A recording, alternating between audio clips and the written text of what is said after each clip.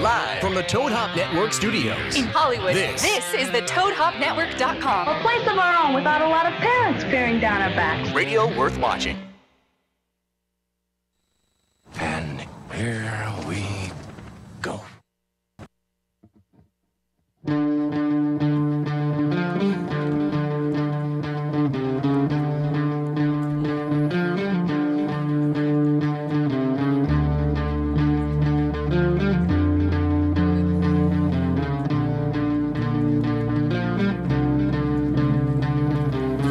Hello, Schmoeville. What the hell is going on? It is the Schmoes No Movie Show here on the Toad Hop Network. It's myself, Christian Harloff.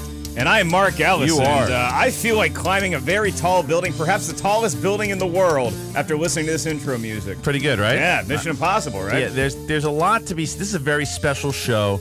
The audience will know soon enough. We have a big announcement to make during this show, but Been teasing it a lot. We're not going to make that announcement without introducing our co-host, who has been with us now. We were talking about it just before the show. Over a year, she came in October to come in and fill in a couple times in October, and she's been here for a year. 10 years. God. Yeah, I'm sure. Tiffany Smith, the little sister of Schmoeville. What's up, Tiff? Hello. How you doing? Guys, I'm just going to apologize in advance. I'm a little jet lagged and I'm incredibly loopy. No So excuses. just No Well, excuses. where was the jet flying Get from, ready Tiffany? for it. The jet was flying from Tokyo. That earns you Whoa. some lag time. What is Yeah. that, a 12-hour flight? Yeah, 12 hours. And Jeez. yesterday I literally time traveled. Like I flew out on the 21st and got back to LA on the 20th. Okay, what can you tell us about being in Tokyo that you're allowed to talk about? It wasn't a set visit, so I can talk about it. It Great. was for What'd you do? the How's the 47. rice? It was for 47 Ronin. I went to Okay. the premiere. Okay. Did you see the movie? Yeah, I How saw was the it? movie. It was good. Oh, good. That's okay. all I can say. That's all you can say. So you lied. You can't talk about it. Well, I can talk about that I interviewed Keanu Reeves, which And how'd is that go? amazing. He's awesome. Like one other actor that I was like, oh, he's a movie star. He's got to be attractive. And then I sat down and I was like, oh, hi. I have a story about him that could turn But you away from that. What in a is Keanu Reeves like when you're talking to him? knows. Like, is he Oh, God, do I wanna know? like a loopy dude? Is he like Bill S. He's Preston really Esquire chilled or out. Ted Theodore Logan? He's super chilled out. Like dumb or like no, just like No, high? no. Here's the thing. It's like Is I he a think- moron or is he stoned? No, He's chill. he's smart. He's just chilled out. And I Okay. think I was talking to somebody about this and I was like, it's very much like, and you guys might think he's dumb, but he's not either. But Paul Walker, where it's like their delivery just has that sound to it where Yeah. you're going to automatically think they don't really know stuff, but then you chat with them and they and- know everything. Like Paul knows a ton about cars. He's really smart about what he's doing. Keanu knows exactly what he wants to do. He's very And smart, and that's the thing, though, especially too, if you hear him what he talk about, says. what is it, Side by Side? The documentary that he Oh, just that he did did about recently. digital Yeah. and film. But he does know. That's the thing. Though, look, not everyone is the greatest actor. And the thing with Keanu Reeves, I've always said he's a likable bad actor. He's not the best actor in the world, but he's likable. He's also just a badass in movies. I Yeah. mean, the guy can do Did he fight kick ass in this one? choreography amazingly Cool. well. I think He Keanu does, he Reeves. does, you're right. Yeah, Keanu I Reeves mean- used to be a likable bad actor. I think he's an okay actor now. Paul Walker, on the other hand, he may know everything there is to know about cars. Guy can't act his way out of a Dude, Honda Civic. I mean, Again, He's not good. I love him in Fast and Furious. I No, will because see you don't have every to one, act in and I that. will still love him in all of them. Gina Carano could win an Oscar for that. No. She's not. Guys, But yeah. so it is a really, really big show here tonight. We're going to be talking about, of course, we're doing the Drama Queen this week. That our episode, last 10 minutes, we're going to be talking about the big contest with you guys. It's on E, Sunday, 11 p.m., EST. Yep, and you guys have been tweeting out like crazy, by the way, and we'll talk a little bit more about it, but because of what you guys have already done, just hashtagging the Drama Queen and all that, E started following us, they're paying attention to Schmoeville, so they're challenged about waiting to see if Schmoeville is a community or not. You know what it's like? It's that batting an eye. DiCaprio line in, what was it? In Django Unchained. It's like, now we have his attention. Yeah, we yeah, piqued their exactly. interest. Now we have their attention. That's right. Tonight on the show, we're also talking to Roger Craig Smith, who's one of the most talented vocal actors you're ever going to So talk excited. to. 9 to 9:30, and then afterwards, we're going to give you guys a little sneak peek of upcoming movies this weekend. Very, very stacked show. Wow. Complete with jet-lagged burps. Have you ever burped on air before? I know you did it. Don't Sounds like a so. stacked shoot. That was a burp and a half. But, Wow, but my see, God. what they don't know is that right before we go to She air, rips it. Tiffany sounds like the singing frog from Looney Yeah. Tunes, just clearing his throat. Make Chris Farley step up in his I grave. don't That was good. fart, though. I just burp a lot. You know what, You Christian? said she ripped one, and I was like, ripping one is out the other end. There's only one way to get this show back on track, and I think we know how to do that. We go over to the pit boss, the one, the only, our producer, Mr. Ken Knapsack. That burp was an intro to Ken. Knapsack and these are your Schmoes Know headlines brought to you by Magic Hat Brewing Company and schmoesknow.com. Earlier in the week, a story broke that Star Partners and Hummingbird Productions were teaming up to shit on the 1946 classic It's a Wonderful Life. The film was to be called It's a Wonderful Life, the rest of the story. How original. And would see Carolyn Grimes, who played George Bailey's daughter in the first film, return as an angel who shows Bailey's unlikable grandson that the world would be a better place if he had never been born. Holy crap, what? Because apparently they want to go for the coveted just kill yourself already demographic. But Paramount Pictures has since said, hold the phone, jerk nuts, and in a release statement explained, no project relating to It's a Wonderful Life can proceed without a license from Paramount. To date, these individuals have not obtained any of the necessary rights, and we would take all appropriate steps to protect those rights, which is business speak for oh snaps, no, you did not just do that. But one of the film's producers is refusing to gracefully take the out and told Variety that they have a, quote, clear claim to the rights and believe that any dispute could be resolved amicably, which is also business speak for, and after this, we're going to reboot The Godfather and then tie up all the loose ends from Citizen Kane. The supposedly in-the-works sequel to Beetlejuice seems to be getting more legit after stories broke this week that Winona Ryder is in talks to join the production and once again play Lydia Dietz, one of her most iconic roles. Ryder admitted she can't say much, but added, quote, it sounds like it might be happening. She also wanted to say that she understands how precious the movie is to people, but that the movie is a genuine sequel to the cult classic film, and that she herself would be very interested to see what Lydia is up to 27 years later.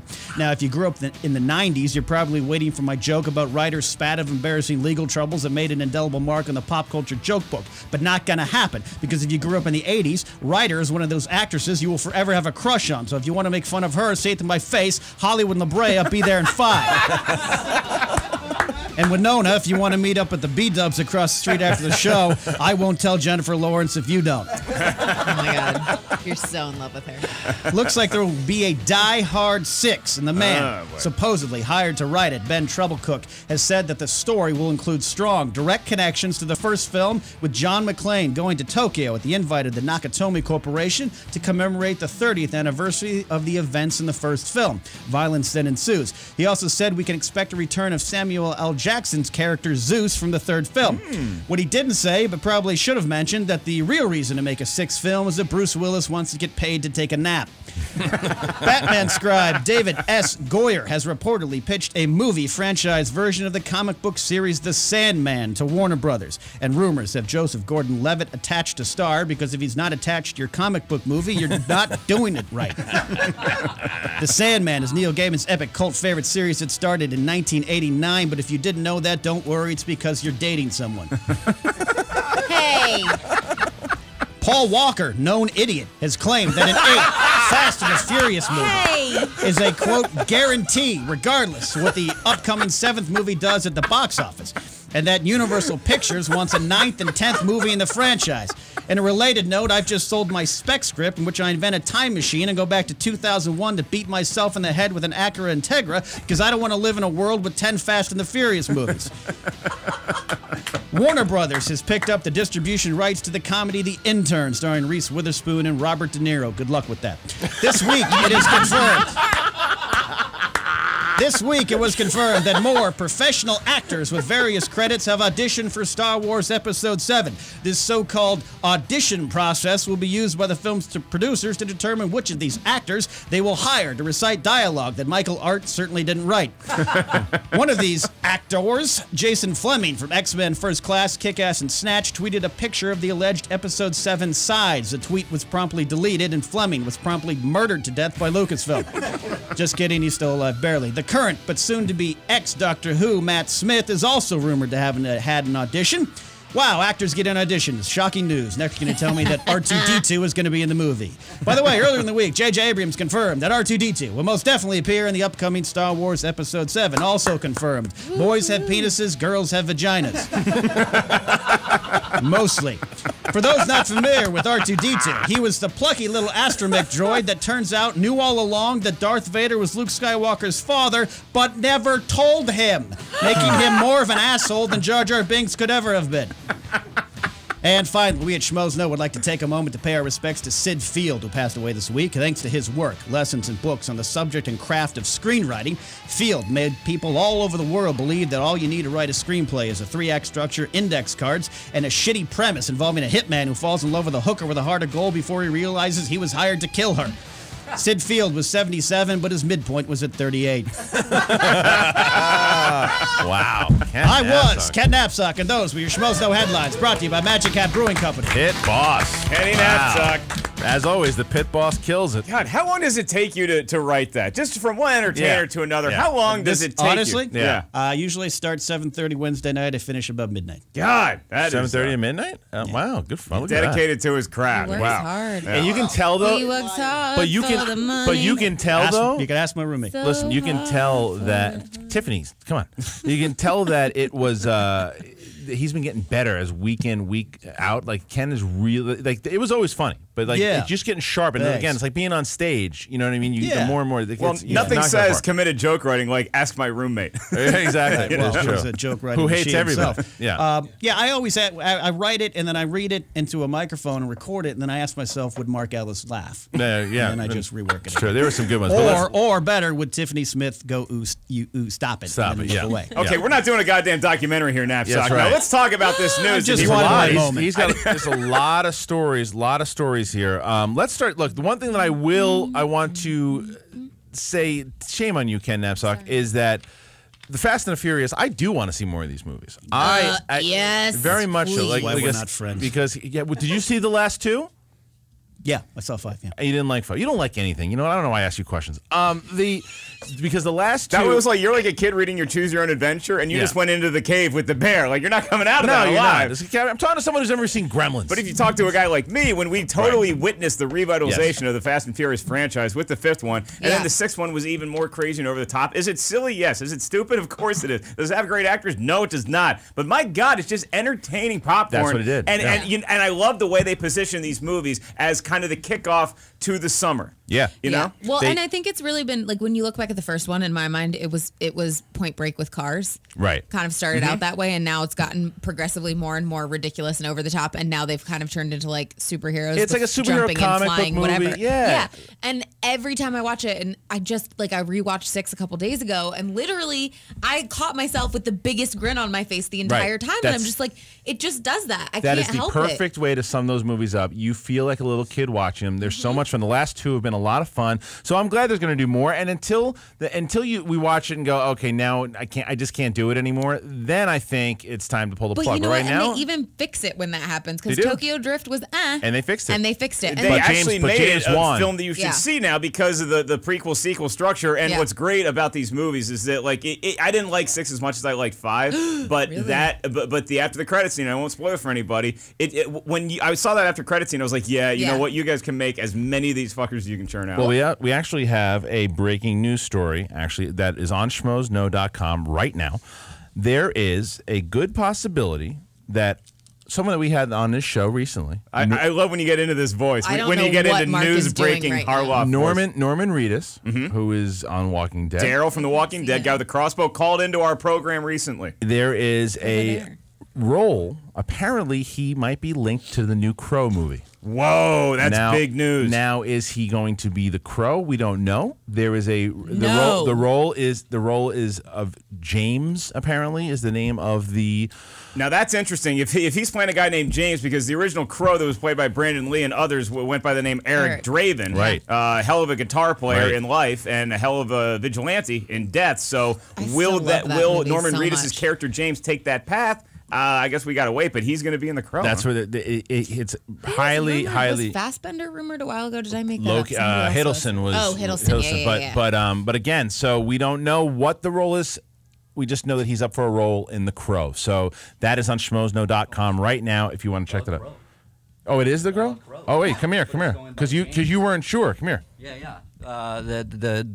James is apparently the name, and that will lead to The Crow. So. Oh, okay. Wow. So that comes from Mark Maybe Wiley. his our middle name editor was in chief. James. Maybe some people call him Eric. Some people call him James. His mom calls him Draven. Junior. So you want to shock Norman Reedus? He probably tweet him at Big Bald Head and say, "Hey, you're gonna be the Crow." He's gonna go, "How the hell do they know this?" And then let him know that Schmoes know. And if he wants to call in and talk about it, he's got our number. Exactly. All right, let's move on to some other stuff. Another movie, The Crow was a great one back in the day. Another one great back in the day. Another one scoop related to us was Beetlejuice. And look, I love the fact Winona Ryder's coming back. We just saw her in Homefront. She is back again too. What? She was in Homefront. She was in it, but she was in the movie. Wasn't exactly like, yeah. No, but she's back, and she's not rusty, is what I'm saying. She's been around. She was in Star Trek. She was in all these movies. She's doing some stuff. It'll be nice to see her back as Lydia, and I cannot believe when Ken said it was 27 years ago. It's been a while since the first Beetlejuice, and you cross your fingers that the rest of the cast can make it back too, because I'd love to see what happened to the Dietzes and that family and how they dealt with living with the dead people. And hell, I mean, look, let's not. Alec Baldwin and Gina Davis were also in that movie, So I don't know if we're going to get more Maitlands, too, along with the Dietzes. Hopefully we get to see Papa Beetlejuice and then some young offspring that isn't horrible. I'm rooting for this movie. This is a sequel that I have always wanted to see. Yeah, okay. Now, another sequel, Die Hard 6. It's the sequel that I wanted to see after I saw Die Hard 3. Right. Well, but this is the thing, though. The second I heard about this today, because when Riley told me he just posted it on the site, I read it. Before I read it, though, I looked at it. I'm like, because Die Hard 5 was an absolute just nightmare. Train wreck. Disgusting. Absolutely disgusting. And there were moments that were okay. We saw that together. And far between. They were few and far between, but there were some fun moments. I don't know what moments you were watching. To me, that had nothing to do with the original franchise, and that's what I loved when they interviewed this Trouble Cook guy.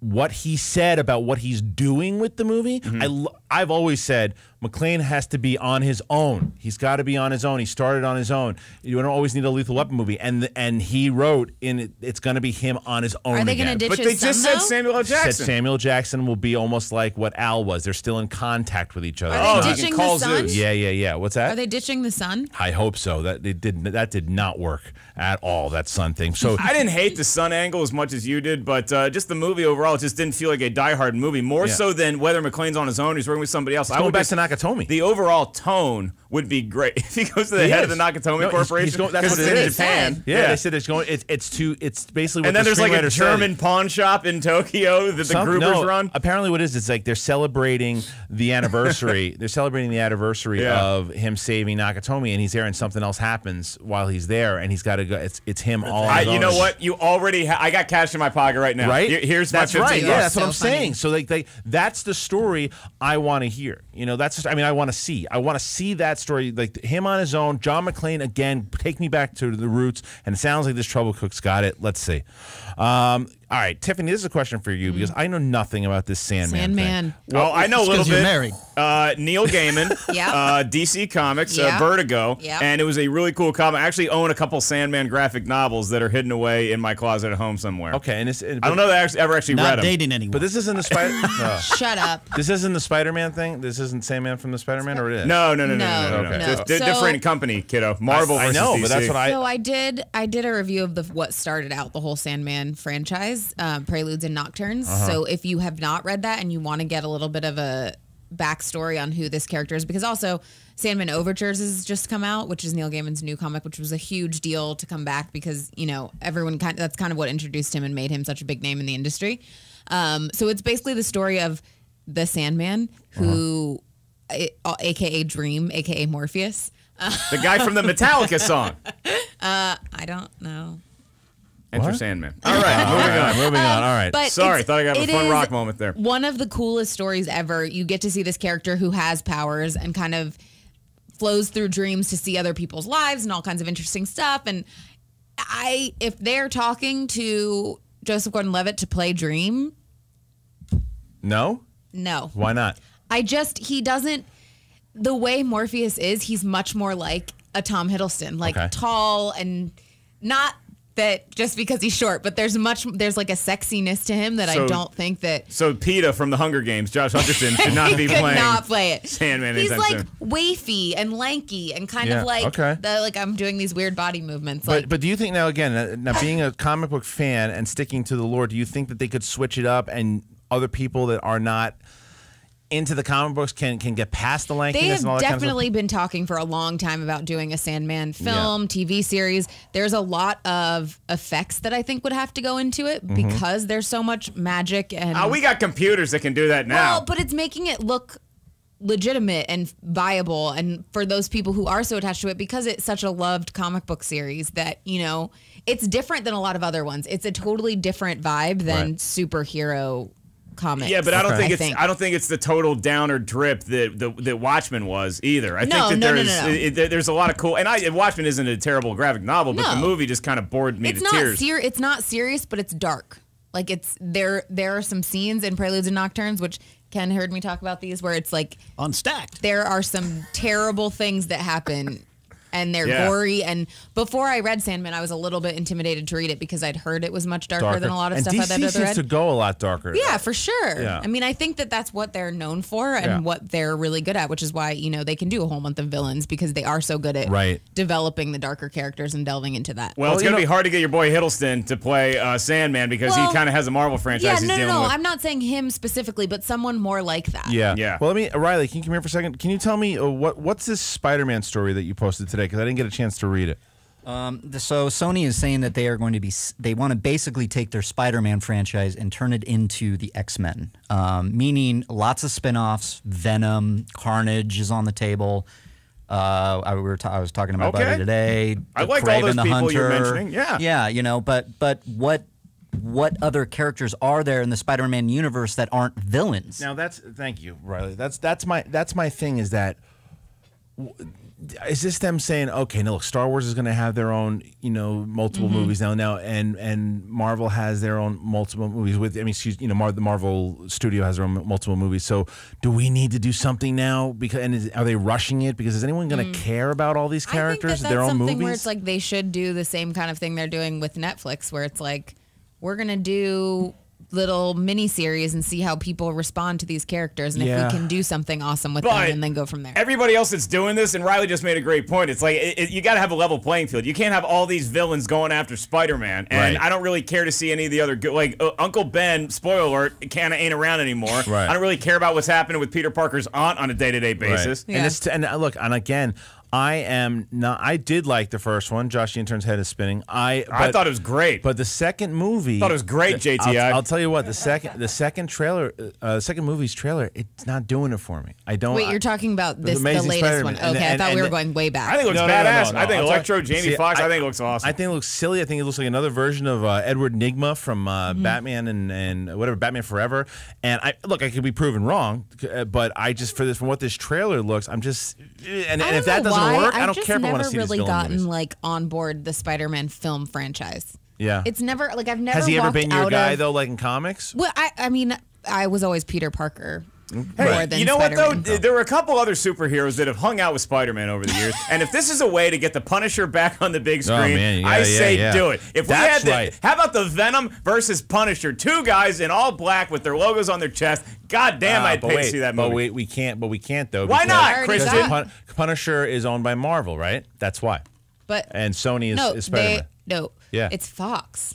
Isn't Sony? No, Wait. Sony is Spider-Man. Sony has Spider-Man. Marvel has the Punisher back. This is like when your parents sit you down and they talk about money problems or why you can't go to Disneyland. Okay. I'm like, So but Mickey and Goofy are right in there. Market costs money to get in there. So it's it's like Republicans and Democrats. They're never going to make up. They're never going to put. I'm the same just thing. curious to see how much Marvel will put money into buying back all these different. They can't though. They can't until the contracts. Well, that's what I'm saying. But as soon as they end, how much they're going to go after there's all some these? weird deals how it works. So too, like if they have a certain amount of time to make the movie, and if they don't make the movie by that time, then the rights revert back. But that's why they lost Daredevil, and there's other movies that they make, like Fantastic Four. That's why they're making it. That's why they're pushing it. So you're listening at home. This is why movies suck. It's because of all. This is all the shit you got to go through. All the red tape you got to get through. Yeah, it's true. It's all right, business. All you dreamers writing a script out there. This is the shit you're gonna have to go through. So get ready. And other shit you're gonna have to go through as a movie fan is remakes that are unnecessary and sequels that are unnecessary. Get away from A Wonderful Life. We don't need a sequel to that movie. We don't need anything.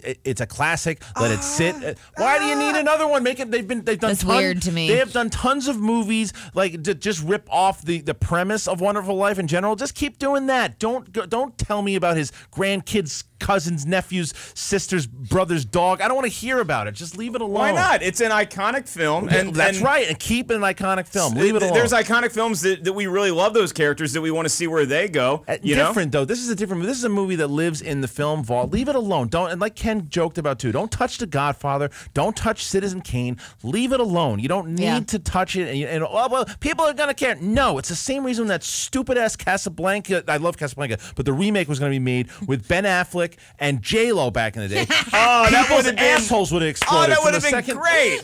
That would have been so good as a comedy. Yeah. I want to take a phone call here. Bad movie nights Schmoville. all over the world. All right. Hey, you're in Schmoville. Who do we got? Hey guys, it's Georgie. I got to jump in on this. Georgie! What's up? Wow, that was crazy. Wow. Yeah.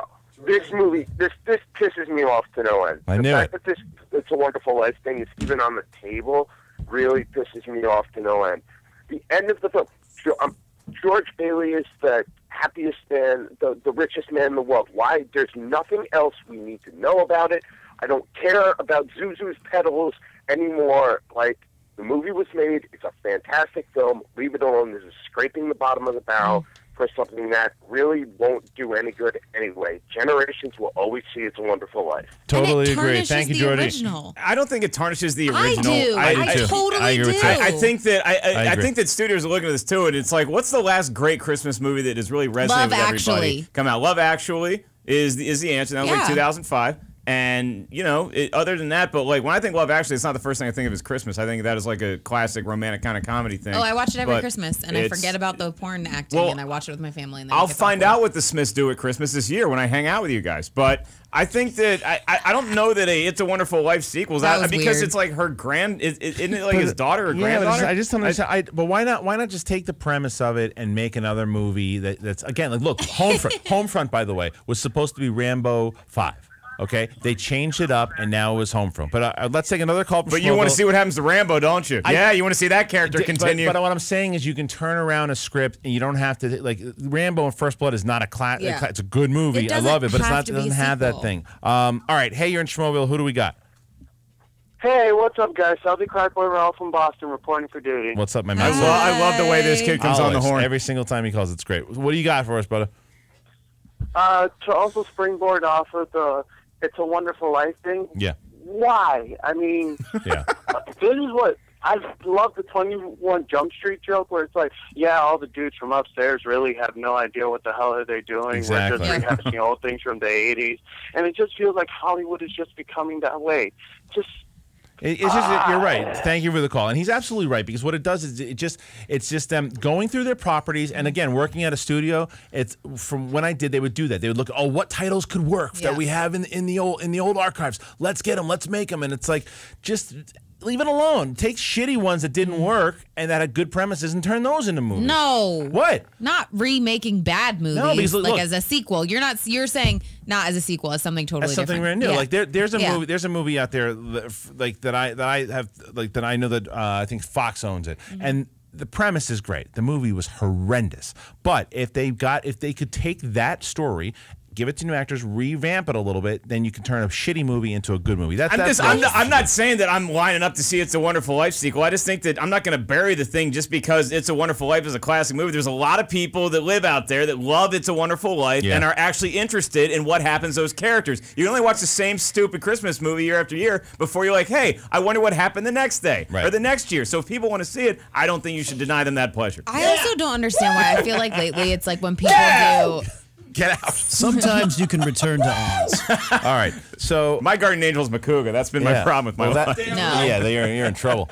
That's the news, guys. Now we are going to go to break here. When we come back, is the real news. We have a lot, and we're going to talk a little bit about this drama queen show they're on and the contest where you guys could win a whole bunch of stuff just from supporting Schmoville. Blu-ray. We have another big announcement that we're going to talk about before the big announcement. So how about that? A lot of big shit coming up in the second half an hour of the Schmoes Know movie show. Sizable. Tiffany Smith, Christian Harloff, Mark Ellis, Schmoes Know.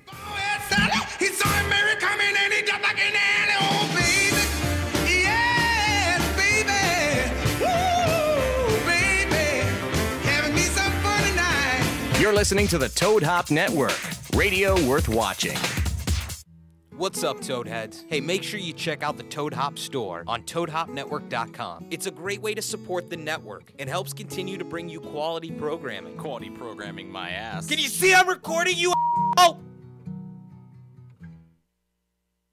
So maybe you've got a great idea for a business and want to start selling your products or services online. Maybe you're an established business owner looking for new customers. Or maybe you're interested in starting a personal website. No matter who you are, GoDaddy wants to help you kick ass online. Right now, GoDaddy's offering .com domains for just $1.99. It's go time. Start your website today. Visit GoDaddy.com and enter promo code TOAD to get your $1.99 .com or click on the GoDaddy graphic on the Toad Hop website. Some limitations apply. See website for details. To leave your house to shop, to crawl through traffic to the mall, Just to find the thing you wanted. Isn't even there at all? Amazon.com is the answer. Shop at home in style and ease. Find exactly what you want. Ordering your stuff's a breeze. Books on tape, games galore, everything you're looking for. Kindle, cameras, electronics. Baby Einstein. Hooked on phonics. Blu-ray, movies, and TV. Download. Music, MP3. Pixar. Disney. Microphones. Pet supplies and doggy bones. World of Warcraft. Nancy Drew. Sims. The Scruff System too. Click Amazon. You'll smile with glee. Sometimes shipping's even free.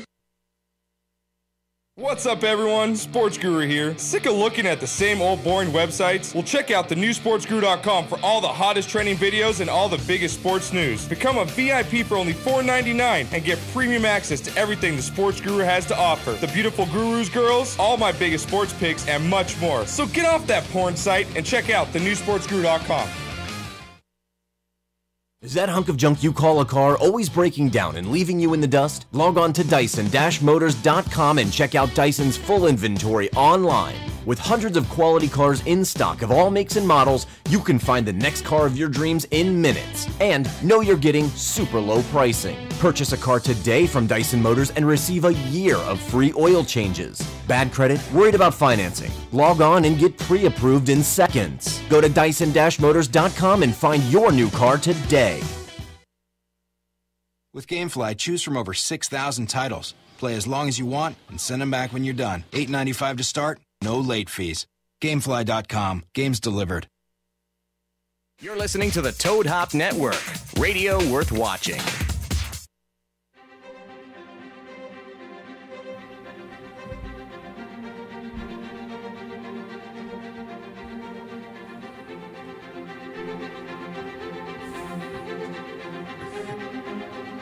I feel like somebody in a movie just got a great idea. Yeah. I know how to save the printing press. And then a bunch of people are running around. It's that knapsack when he writes jokes for the news. Dateline, 1939. Germany marches on Poland. Disney's Bears! Disney's Bears!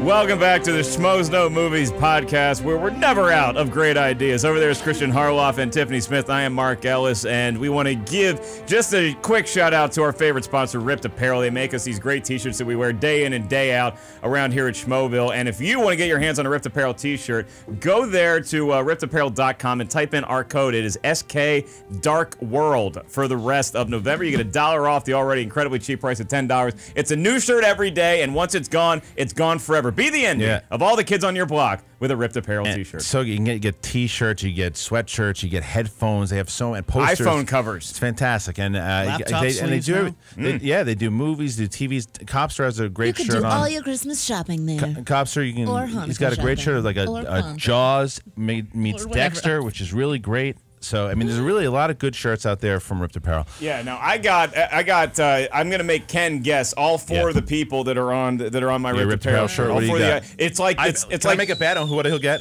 How many? I think that he'll get. It's like the four ghosts. I think he'll get all four. From Pac-Man. I think he'll get all four.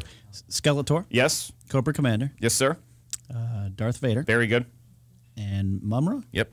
From the Thundercats. That was the tough one. I never watched the Thundercats. But I knew you'd get it. But you know those types of characters. I know. All right. Now, as Ken is doing that and proving when he is single, like he said before, we are going to talk to you guys about what's going on in Schmoville. Big things going on here. This next half an hour is all about you guys, all about what's going on with us, to let you guys know, the fans who have supported everything that we were doing, what is going on with us. Now, like we said, if you've been watching our YouTube videos, and if you're not subscribed to our YouTube channel and you just watch the show, what the hell's wrong with? Sorry, I don't mean to lash out, but I know. my God, click the subscribe button. Yes, it's go to free. YouTube. Please do that. We just surpassed 70. We're about 70,000 subscribers now. Thank you for that. That Schmoes. calls for a drink. Yeah, and so, Mark, we're talking about the drama queen. You and I have done a series of videos. We actually shot an episode at this podcast. We did the celebrity impression dating game. Tiffany was on the show as well. The whole crew. That was Bonnie. It was the dating one. Yeah, it was RJ God. Mitty. It was a whole bunch of stuff. Bonnie played the contestant for the celebrity dating game. There were a lot of E cameras around, and people were writing in, who are those other people videotaping you? And that's who it was. It was E for this upcoming show, The Drama Queen, and it's based around our manager, Marky Costello, who kind of handles some schmo business for us. And we're featured on the next 2 episodes coming up. We're going to pop into the episode that airs this Sunday. And that's funny about how that happened, by the way. What? Because what I think happened, honestly, was when we were originally just supposed to be in episode 3. Yeah. Schmoville started tweeting the shit out of them. Like, really, so much, and starting telling, like, hashtagging the drama queen. And then we got a phone call that, hey, you guys, remember, if you guys remember, we were telling you guys we were going to be on December 1st episode. Then we got a phone call, like, they put you in the last 10 minutes. Because I think that they know what Schmoville's doing already. And I think that I really do. I think because that drama queen with the hashtags. Schmoville. And they have done, like, we asked them one retweet. They retweeted it 268 times or something like that. So what we're doing for the actual live tweeting contest, we're going to be giving away this baby right here. This is the Argo Special Edition. Argo, F yourself for not letting me keep that. That's right. The extended edition Blu-ray, giving away the Batman extended edition Blu-ray as well. That's These big. whole series. Yeah, we're going to be giving away posters, ripped apparel T-shirts. There's going to be a lot of stuff just for really great tweets. So live tweeting throughout the night. But another thing I want to do right now. I'm going to right now. I'm going to tweet this. It says retweet this and let E Online know that you will be watching the Drama Queen this Sunday to watch the Schmoes. I'm tweeting it right now. Go ahead and retweet that. If you're listening to this on iTunes, after this is live, go back and check that out and retweet it. Retweet each other's tweets on Sundays. Yeah, retweet everybody retweet this, and that goes for you interns in the studio right now. Retweet what Christian just tweeted. I'm getting my phone ready to tweet. Yes, McCougs, you got something? Sorry, just make sure to tell them you're tweeting it from the Schmoes, not from your personal account. No, You're tweeting from Schmoes, right? From Schmoes. I just retweeted Keep it. that hashtag, the Drama Queen, so everybody knows. Yeah, and it's coming from Schmoville. Yes. Yeah, and Christian, real quick, you mentioned that you got a call from E. I got a couple phone calls from E as well. You want to go there? Yeah, they just to kind of let you guys know what we're going to be getting into here. Oh dear Lord! They called me and they're like, "Hey, we just want to run a couple of things by you. I guess to make sure that I don't jump off a roof somewhere after a couple of the events that happened go down on air." Yeah, and they're like, and they delivered the news to me in a way that I'm like, well, do I have? Is anything I say now gonna edit something out? And they're like, we just wanted to let you know. Yeah. So something happens. Something goes down. But what they do they focus. They do. What they do is they focus on what the Schmoes are doing, what Schmoville is doing. But the thing that got us was that Marky is so supportive and knows what we're doing and knows how powerful Schmoville is, that Marky believes that we should have a show on E. And E was pretty much like, oh, okay, well, we'll just see if they really do have a following, what kind of community. I don't know if they have a community. And then Schmoville was like, really? And then they retweeted the hell out of it. So keep doing that, what you're doing, guys, and live tweets. Sunday is so important for those Blu-rays, for the posters, for us. Thank you so much for that. And now, and something very exciting for everyone in Schmoville. This is one part of the announcement. Is this the big news? No, it's not the big news. No, this is pretty big, but this isn't. This isn't the Kong 8th Wonder of the World news. No, this is the Godzilla part of it. Good. I like you putting Godzilla under King Kong because we all know King Kong would have won that fight. We'll talk about it. I don't know what's happening. Schmoes Know has You said doo-doo. Yes, I did say doo-doo. Schmoes Know has paired up. Yeah, can somebody get like Phyllis Dillard hammered in the green room off the mic? Oh my God! My goodness, jet lag city. How much sock She doesn't laugh at one Kenny joke, and she laughs at doo-doo like 4 times. I did Thank you, laugh Josh at Ken's McCougar. joke. Yeah. So All right. hard. Let's talk about this. Something. Sorry. This is very exciting for everyone in Schmoville. We've paired up with a really amazing production company. Now, they're called Drama 3-4. They have worked with Funny or Die. They've worked with Nerdist. They've worked with a bunch of different people, and they are awesome. And they were going to start making original content for our YouTube channel, for YouTube, for schmoesknow.com. We're starting a sketch division. in that's the brand new division of Schmoes Know is a sketch division, and these guys know how to make some really funny stuff. So to celebrate the pairing on December 6th, 2013, we are going to be hosting the Offline Movie Night, and it's going to be at the Acme Comedy Theater here in Los Angeles. Great venue to see live entertainment as well as scripted stuff that's on a screen. They got a great setup at Acme. It's really cool, and they're going to be programming some really great short films. They'll be made friends of our show and of Drama 3-4, and the best part is that we're going to be debuting our first ever Schmoes Know Drama 3-4 collaboration that night. Woo! So Schmoville, all of you guys in LA that are here and you can make it out, circle December 6th on your calendar and come out to support the crew. We're going to be doing 2 shows, one at 8, one at 10. There'll be more news, and that's coming, so stay tuned. We'll update it on Facebook and on Twitter with details very soon. But everybody here at Schmoes Know are very excited to be working with Drama 3-4, and I cannot wait for them to see what we are working on first. And look, we don't know what sketches the future is going to hold, who's going to be in them, who's going to be out of them, but this first sketch is going to knock your socks off. You get a lot of people in and around our podcast crew that are going to be, their heads are going to be popping up, so look out for it. All right. So now... And Christian's going to be on stage. You're gonna be on a stage, no, right? No, you're not gonna be on a stage. No. You and I will be. It'll be like Max Headroom stuff. Oh man, I thought Kenny was gonna open the whole show. No. Okay, so this is where we get into the big news here, Schmoville. Now, I want to give you the bad news first. We got to give them the bad news. Your mom and I are getting divorced. No, we're not. We got to give them bad news first because there's one set's kind of bad news for you. The other set will be okay. I can figure that out once I hear the really good news. That being, come Monday, November 25th. People are so nervous. They're nervous. So what you're going to say? It will be our last live show. Podcast. Last live podcast will be this Monday, the 25th, and director Craig Brewer will be in here. That's good news. Yeah, we're having a really great show. Kellen Coleman is coming back to be playing the Celebrity Impression dating game to end the show. Josh McCouga is very happy about that. It's our last live podcast. Yeah, it's our last live podcast. And so what that means is Toad Hop Network, who we love and adore, we're not going anywhere in regards to the show. You can still find the show on Thursdays. It'll be 8 to 9.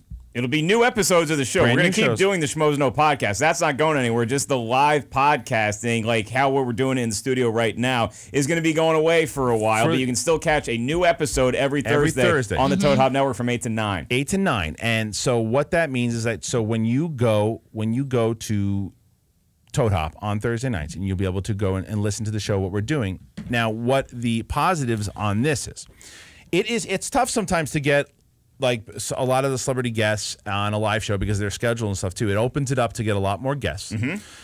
But what the really exciting part is, what we're going to be doing. The first thing is we already have a studio, Drama 3-4 that we just mentioned with you guys. We're going to be shooting from their offices, and Josh McCouga will be taping each episode, and the episodes will be on the YouTube channel. The video will be on the YouTube channel on that Sunday. So you'll get the live the episode will premiere on Toad Hop on Thursday nights. The audio will, and then you can check out the video of the podcast Sunday night on our YouTube channel. That same one, Schmoes Know, that we just told you to go subscribe to, in the rare event that you're not already on there. Now, I just got a tweet from Alan Cumbus who says, no, this is my favorite thing to do on Thursday. I love the live tweeting. Well, guess what? On Thursday nights, we're still going to be tweeting. You guys will be listening to the show, tweeting. McCouga will still be tweeting back. I'll still be tweeting back. Josh McCouga will still be standing 3 feet behind me on Thursday tweeting. Yeah. It'll be as if you guys are listening to the show live, and we'll be doing all that stuff too. But here is the most exciting part about all of this. Hit 'em. And this is the big stuff. So if you guys do an iTunes search right now and you type in Schmoes Know Network, there will be an iTunes feed there, Schmoes Know Network. What that will entail is all of your favorite characters on this show will have their own podcasts. And so what we're going to do from this Drama 3-4, news, the studio, is that we'll be doing brand new shows. So it's like a network. It's a network. Yeah. So for example, if you just go and you subscribe to this feed, you will be getting a bunch of shows, and the first show out of the gate will be the Wild Man Josh McCouga show. So McCouga, why don't you hit that mic? Wait, McCouga gets his own show before one of us? He does. So you already have your own show. That's awesome. So, Are Josh. you excited to be back in the studio with Justine Marino and Mark Ellis? So, all right, Makoogs. Cookie So butter. you're gonna have the Wild Man Josh Makooga show. Yep. We're going to do. Oh, thank you, Johnny. Thank you for my tune there. That will be my intro song every week. I will be cutting my hair into a bit of a wild man kind of look for the first few weeks. No, I'm super excited for the opportunity. A lot of the show will be about Wildman TV. I will talk a lot about TV, any kind of TV really. And We're gonna get some crazy stories. We're gonna have a lot of crazy stories. There's gonna be some between the sheets angles to the whole things. I'm gonna bring on guests from Schmoeville. Anybody that I can really get in the studio that just wants to sit and talk TV, talk insane stories, and just kind of bring my own flair to Schmoeville. I got a really busy schedule, but what is the? Is it just you hosting it, or do you have like a co-pilot? What's the deal there? Right now, it's just me. Possibly bringing a co-host on down the line. Yeah, we're gonna probably looking maybe to be an attractive woman to be sitting there with him. That would be the objective. We'll see. We'll see what it is. We're just waiting for those test results to come back before we can. I feel like it's going to be a different girl every week. It might be.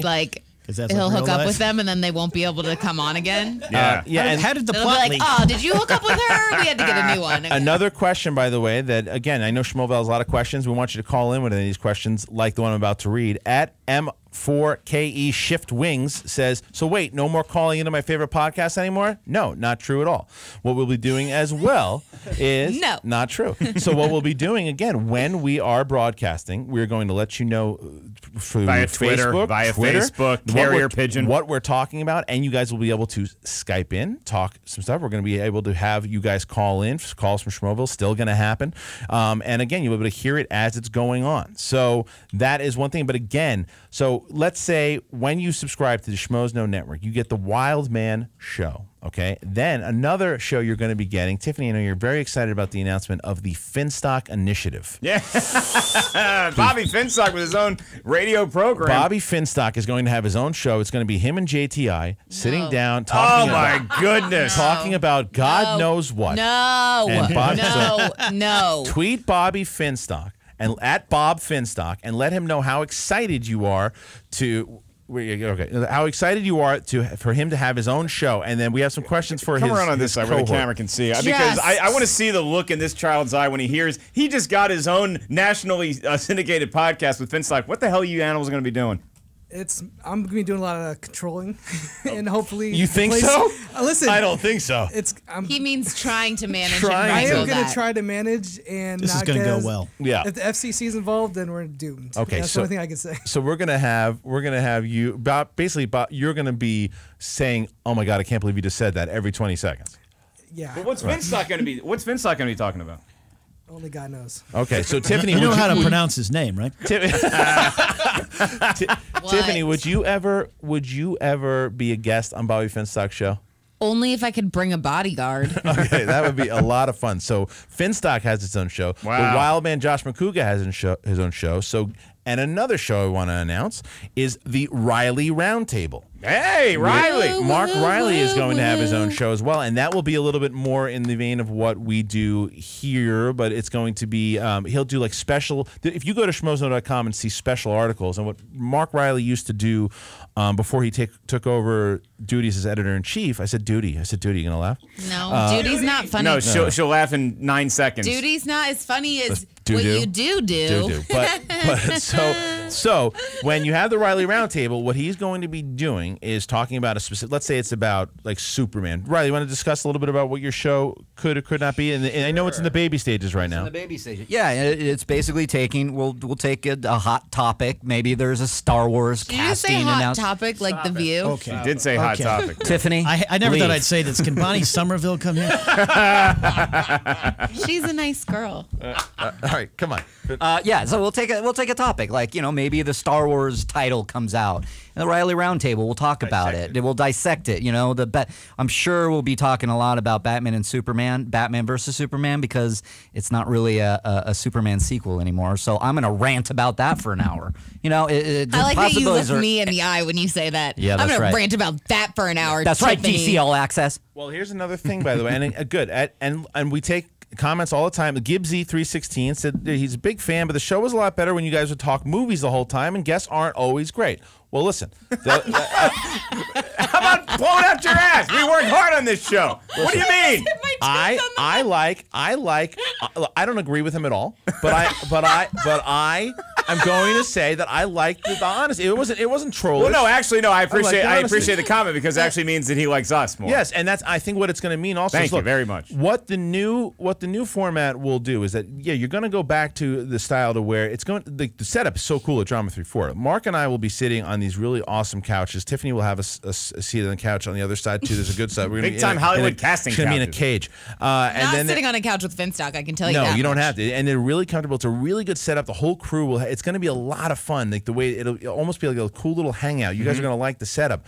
But there's another thing that I wanted to say as well on the network. Ken Knapsack also going to have his own show. Everybody's getting their own damn show on the You'll have a show, and you'll have a show. But the beauty with this, right but what the beauty is that when you subscribe to the Schmoes Know Network, you will get it. Like let's say on Monday, and these dates are not set in stone, but like let's say Monday Makuga's show, and then Tuesday is Knapsack's show. Every day you're going to have a new show pop up on that feed from your favorite people in Schmoeville. Now, Ken, is this the Knapsack Files? No, the Knapsack Files is being retained by Ken Knapsack and Morning Drive Media. Right. And Christian Harloff's hands are not going to be on it. Okay, Destro. Wow. Tell us about this brand new show. Me and my The Knapsack Files are going to be retained. Me and my good friend Tim Powers, an old radio guy, we're going to do a show called The Ship of Fools. Format, we're working out that because originally it's conceived as a daily 10-minute, 15-minute show. But we're two old radio guys, so we're going to have traffic and weather and sports. And I love it. It's going to be a show about the modern fan lifestyle. That can include movies, comics, sports. It's not just geek related. Fans. Fans of anything. New York Giant football, we're going to talk about. All right, good. Not so much Redskins. Now, a couple other things too. There's a show. There's a friend of mine, Andrew Freed, who is a producer. He produced the show, Mike Tyson show. The Being Mike Tyson on Fox Sports 1. He produced Iconoclast. He produced all these great shows. He's a guy that's been working with us on TV. He's going to have a show as well. And he has the best stories you will ever hear about everybody. Yeah, so again, you're getting a lot of content from that Schmoes Know Network. I have one or two more announcements about the network, but I want to take a call from Schmoeville and get their thoughts on the whole thing. Hey, you're in Schmoeville. Who do we got? Hey, guys. It's Alex Welch. Alex, Hi, what's Alex. up, man? All right, so we just read your tweet. So what's going on? What do you think? How you feeling? I mean, I was disappointed at first when I heard it. Yeah. Because I always liked the fact that this was a live podcast. But the fact that I'm still going to be calling, and I also like the fact that you're starting a network with all the sort of characters. I think that'll be really cool. And I think, thank you so much, Alex. And that's the whole point. Like, so far out of the shows that you've heard that we've said, there's still 2 or 3 more that I haven't announced yet. But out of those shows that we just talked about, which one are you really looking forward to? Out of the farm system, listen? what do you like? Yeah, what do you want to not including the main show, which will be on Toad Hop every Thursday night. What about the Ellis conundrum? I want to hear Alex. I want to hear Alex. I'm pretty excited, probably for Wildman TV, so we can have like a podcast dedicated to TV. And I know Josh watches basically as much TV as I do. So that'll be interesting to listen to. I think that's part of what the Schmoes Know brand really needs to, because we can only cover TV a little bit here and there on our show. So I'm actually really excited to have, because McCugan knows a lot about TV, so I can't wait to have it. About sex and sex and TV. So thank you, Alex. All right, again, one more call from Schmoeville here about the news. Hey, you're in Schmoeville. Who do we got? Hey, this is Sai from Lexington. What's up, man? So what's your feelings on the news? The news. I mean, I kind of like it. It's different. Like, I think the show's gonna change a little bit. I kind of like the way where you guys are doing with it, like having more like independent segments. That's pretty cool. So you can cover more stuff. Cool. Yes. I mean, I think that from what that phone call is telling us too, there's a lot of possibility. Now, here's the other announcement too. I am going to have my own show on the network. Yeah, now we're talking. Now we got some talent on this network. Stop it. I am going to be doing a show. I can't say yet what it is. I promise I would not talk about it yet. You can guess. You can speculate what show I'm doing. That's fine. What's the show? Well, can you tell us what is the Can't show tell you about? anything about Okay, it. is it going to be you hosting? Yes, me and possibly somebody else. Somebody else. Yeah. And so who's the somebody else? Can't say that yet. Can't say that yet. Okay, but you have been inked to do a show possibly on the Schmoes Know I am going network. to do a show as well, and good. Ellis, I'm trying to get to commit and he and I discussed this. He doesn't have a clear-cut thing of what he wants to do. I don't know that I want to do one. First of all, I don't know that there's enough hours in my busy day to do a podcast. I don't know that I have the desire to, but what I was going to ask Schmoeville is, what do you guys think? Should I do a podcast on this network? And if so, what should said podcast be about? Christian was trying to talk me into this the other day, and he's like, you can do a music one. He loves music. He references music all the time. I haven't listened to music since like 1991. Do a Van Halen podcast. I want to do a podcast that people would listen to. So if you guys have any ideas out there, send them my way. We'll see what happens. Yeah. So let's see. Wait, well, there's another thing, by the way, too. Hawaiian Beef Stew just said he likes the idea. It just kind of sucks you guys aren't going to be together at the same time. We absolutely are. This everything that's going on right here is going to happen on the main the crew. show. Yeah, absolutely. Makuga will be there. The interns will be there. The only one that Tiffany will be there with more sleep, hopefully. The only one that we're going to be losing, which kind of sucks, is the Iceman. Johnny Ice is not going to be with us anymore. The guy that dressed up like Walter White on Halloween? Yeah. And hey, what's up, man? Yeah, so we're going to be losing the Iceman, but again, not losing connections with him because he's going to be broadcasting our show every Thursday. So we'll be doing that for sure. So what I want you guys to do is to make sure you tweet out to Ellis, what show would you like to see him do? And I think that's all the shows that we have right now. And I'm going to bottom line this for you guys. So everybody listening to our podcast, thank you guys so much for loving it like you do. And every Thursday night, 8 p.m., you're going to be able to listen to the Schmoes. We're going to go from 8 to 9, and we're going to have our own podcast network where you can listen to all your favorite characters in and out of Schmoeville do their own programs. First up is Wildman TV. I can't wait for that Low Winter Sun recap episode of Wildman TV. Looking forward to seeing what's happening with Mark Strong and all the other guys that make me fall asleep every night. And there were two other ones I totally forgot about us too. You guys remember Matt Key and Brittany Wallach? I would like them to do, because Tiffany Smith is our comic book expert. She's our girl in Schmoeville who does all the comic book stuff. She's stacked on our YouTube channel every weekend.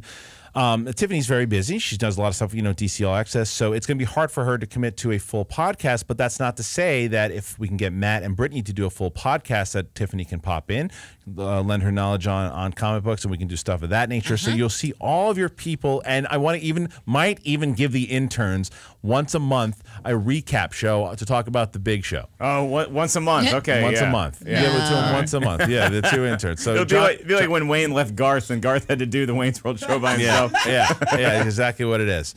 So, that is what we got. I want to take one more call from Schmoeville, then we go to break, and then we're going to have Roger Craig Smith on. Yeah. And I am excited for that. So, hey, you're in Schmoeville. Who do we got?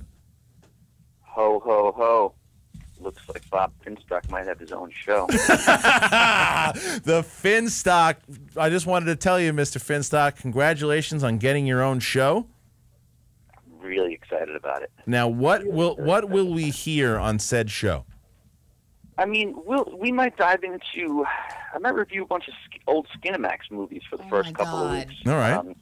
There's a big market for that. I'm working on Adam West maybe being my first guest.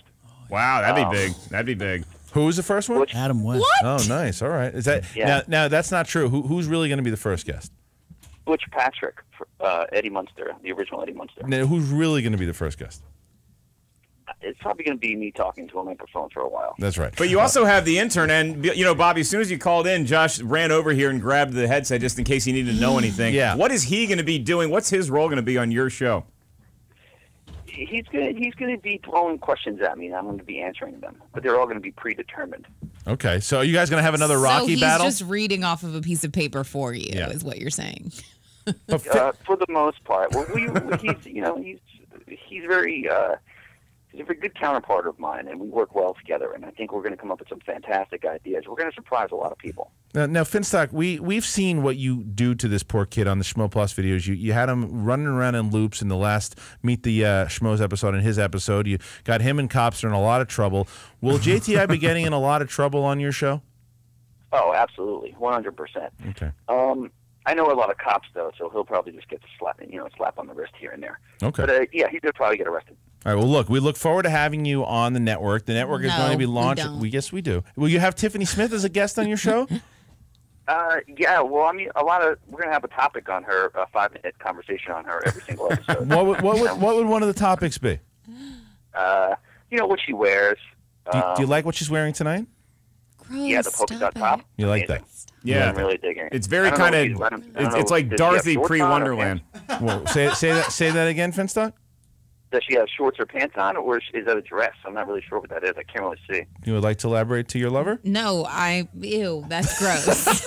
The camera it's sees hot, what the it's camera hot sees. Nonetheless, it's smoking hot nonetheless. Oh, see, that's very nice. Finstock for $50 will take a picture and text it to you. Yeah. Absolutely. All right, So I Finstock. got a couple of things. Yeah, I'm really excited. I think we're going to change the game with this show.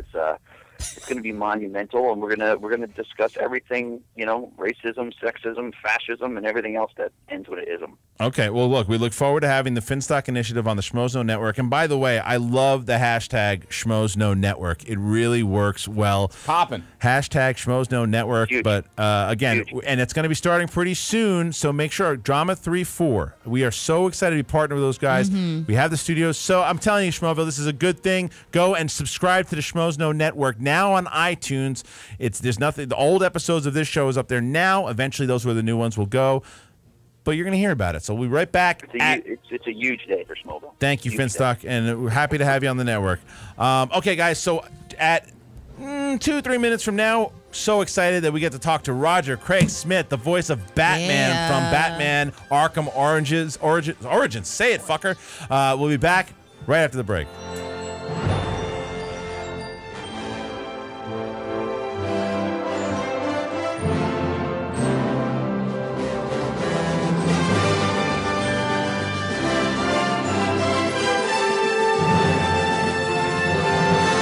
You're listening to the Toad Hop Network, radio worth watching.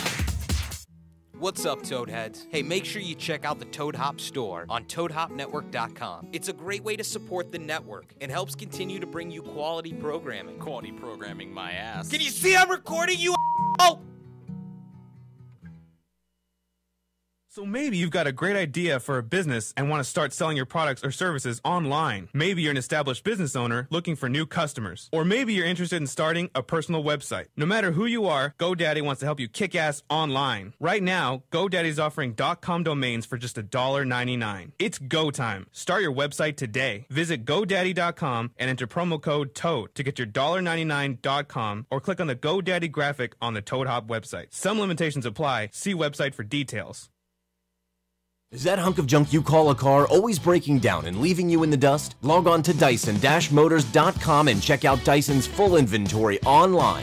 With hundreds of quality cars in stock of all makes and models, you can find the next car of your dreams in minutes. And know you're getting super low pricing. Purchase a car today from Dyson Motors and receive a year of free oil changes. Bad credit? Worried about financing? Log on and get pre-approved in seconds. Go to Dyson-Motors.com and find your new car today. Does your car smell like?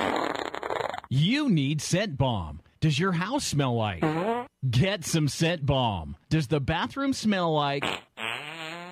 Get some Scent Bomb.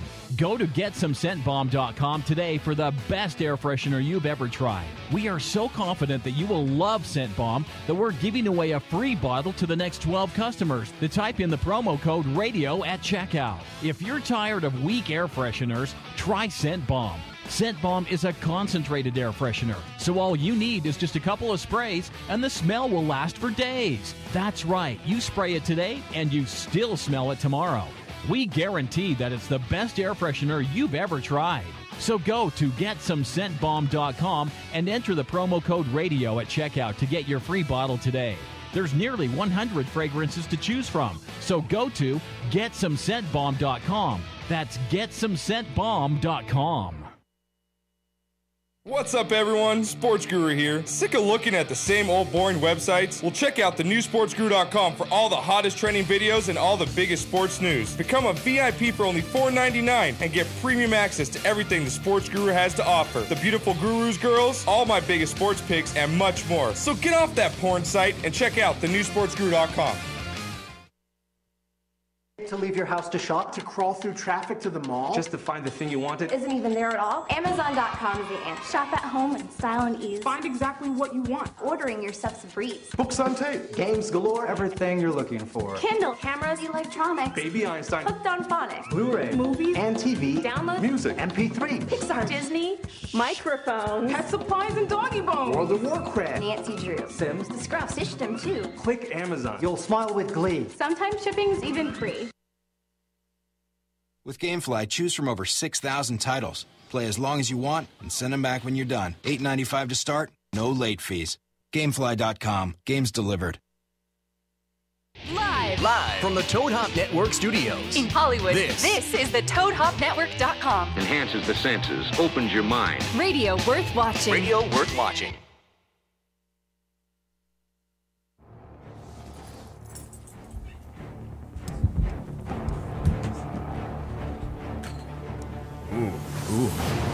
Ooh, what? Turn it up a little bit, John. Ooh, I recognize this. Yeah. Why do I? Oh, hey. Do you recognize it? Oh, good Lord. Making a great first impression here. Am I not on anymore? My pulse is pounding, not only from the music, but from the IPA that our guest brought in. We are the Schmoes No Movies podcast. I'm Mark Ellis. Over there is Christian Harloff and Tiffany Smith. Very excited to welcome to the studio our guest for this episode, the one, the only Mr. Roger Craig Smith is in studio. How you doing? And if you know this music, the reason you know this music is it is because it is from Batman. Michael Keaton film, 1989. Good movie. Good Arkham Origins, and we're talking to the star of that video game. Can't quite say that. You are. Well, you're Batman. No. You're Batman. Yes, essentially. The voice of. Yeah, that's the whole. Well, no, wait. Technically, is he Batman or is he Bruce Wayne? Because I'm looking at him now and he's not wearing a cape and a cowl, so technically I can just call him Bruce. I tried to go dark as best I could. His voice can but be really, both. this is pasty white, so this is not. It offsets. But you're being humble here. Like, you're Batman's the star. He's the star. Well, of this particular game, yes, I will. Okay, fine. So you're the star. Fine, but that's not because so many people work on the game, so it's. No. The character. So many people work on the game, but you're the guy getting laid at the after party because you're the voice of Batman. Is that supposed to happen? I didn't know this. Well, Jip. And so not good. I wanted to talk to you about this role in general because that's a huge gig to get, especially when Kevin Conroy dipped out, I guess left. So It's not necessarily. I mean, it was. I'm not as familiar with it. No. I mean, it was just one of those things where they were trying to visit. Warner Brothers Montreal was trying to visit as an origin story. And I think they wanted to make a different creative decision, so they went with Troy Baker to do the voice of the Joker, who was epic, and then it was an audition process like all the others, and that's what we were doing. It wasn't necessarily a lot of people assume that I'm trying to replace Kevin Conroy or take over. There's nothing like that going on. Okay, let's start with that. What the audition process actually does entail, because you got a great voice. Right, and that's a lot of that's genetics. It's all an act.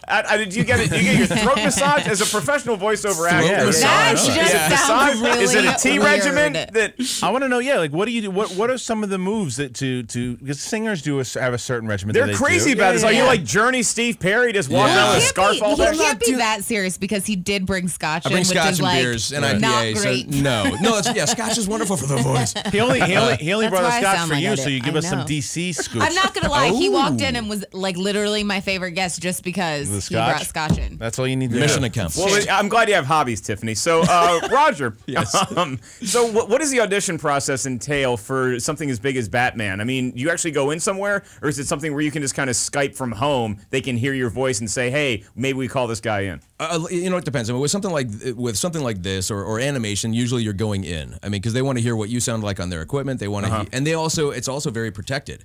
The first initial auditions, we didn't know what we were auditioning for. Oh, really? Yeah, Troy talked about the fact that he went in. He's such a huge fan of Batman that he recognized some of the dialogue from like The Killing Joke, and Year One, and right off the bat, and he was like, "Wait a second." Tiffany is blushing. Yes. I'm like, that's got to be the most exciting moment when you're like, okay, I'm going in for something, could be awesome, and then you're reading that, and you're like, holy. Yes. So you didn't know you were reading for Batman? No, that's insane. Did the term Commissioner Gordon tip you off? No, because they change everybody's names and they switch everything around, and it's like, and you can pick up on certain little things where you go, this is superhero, or this is something, or there's a style that you go, I think this might be this.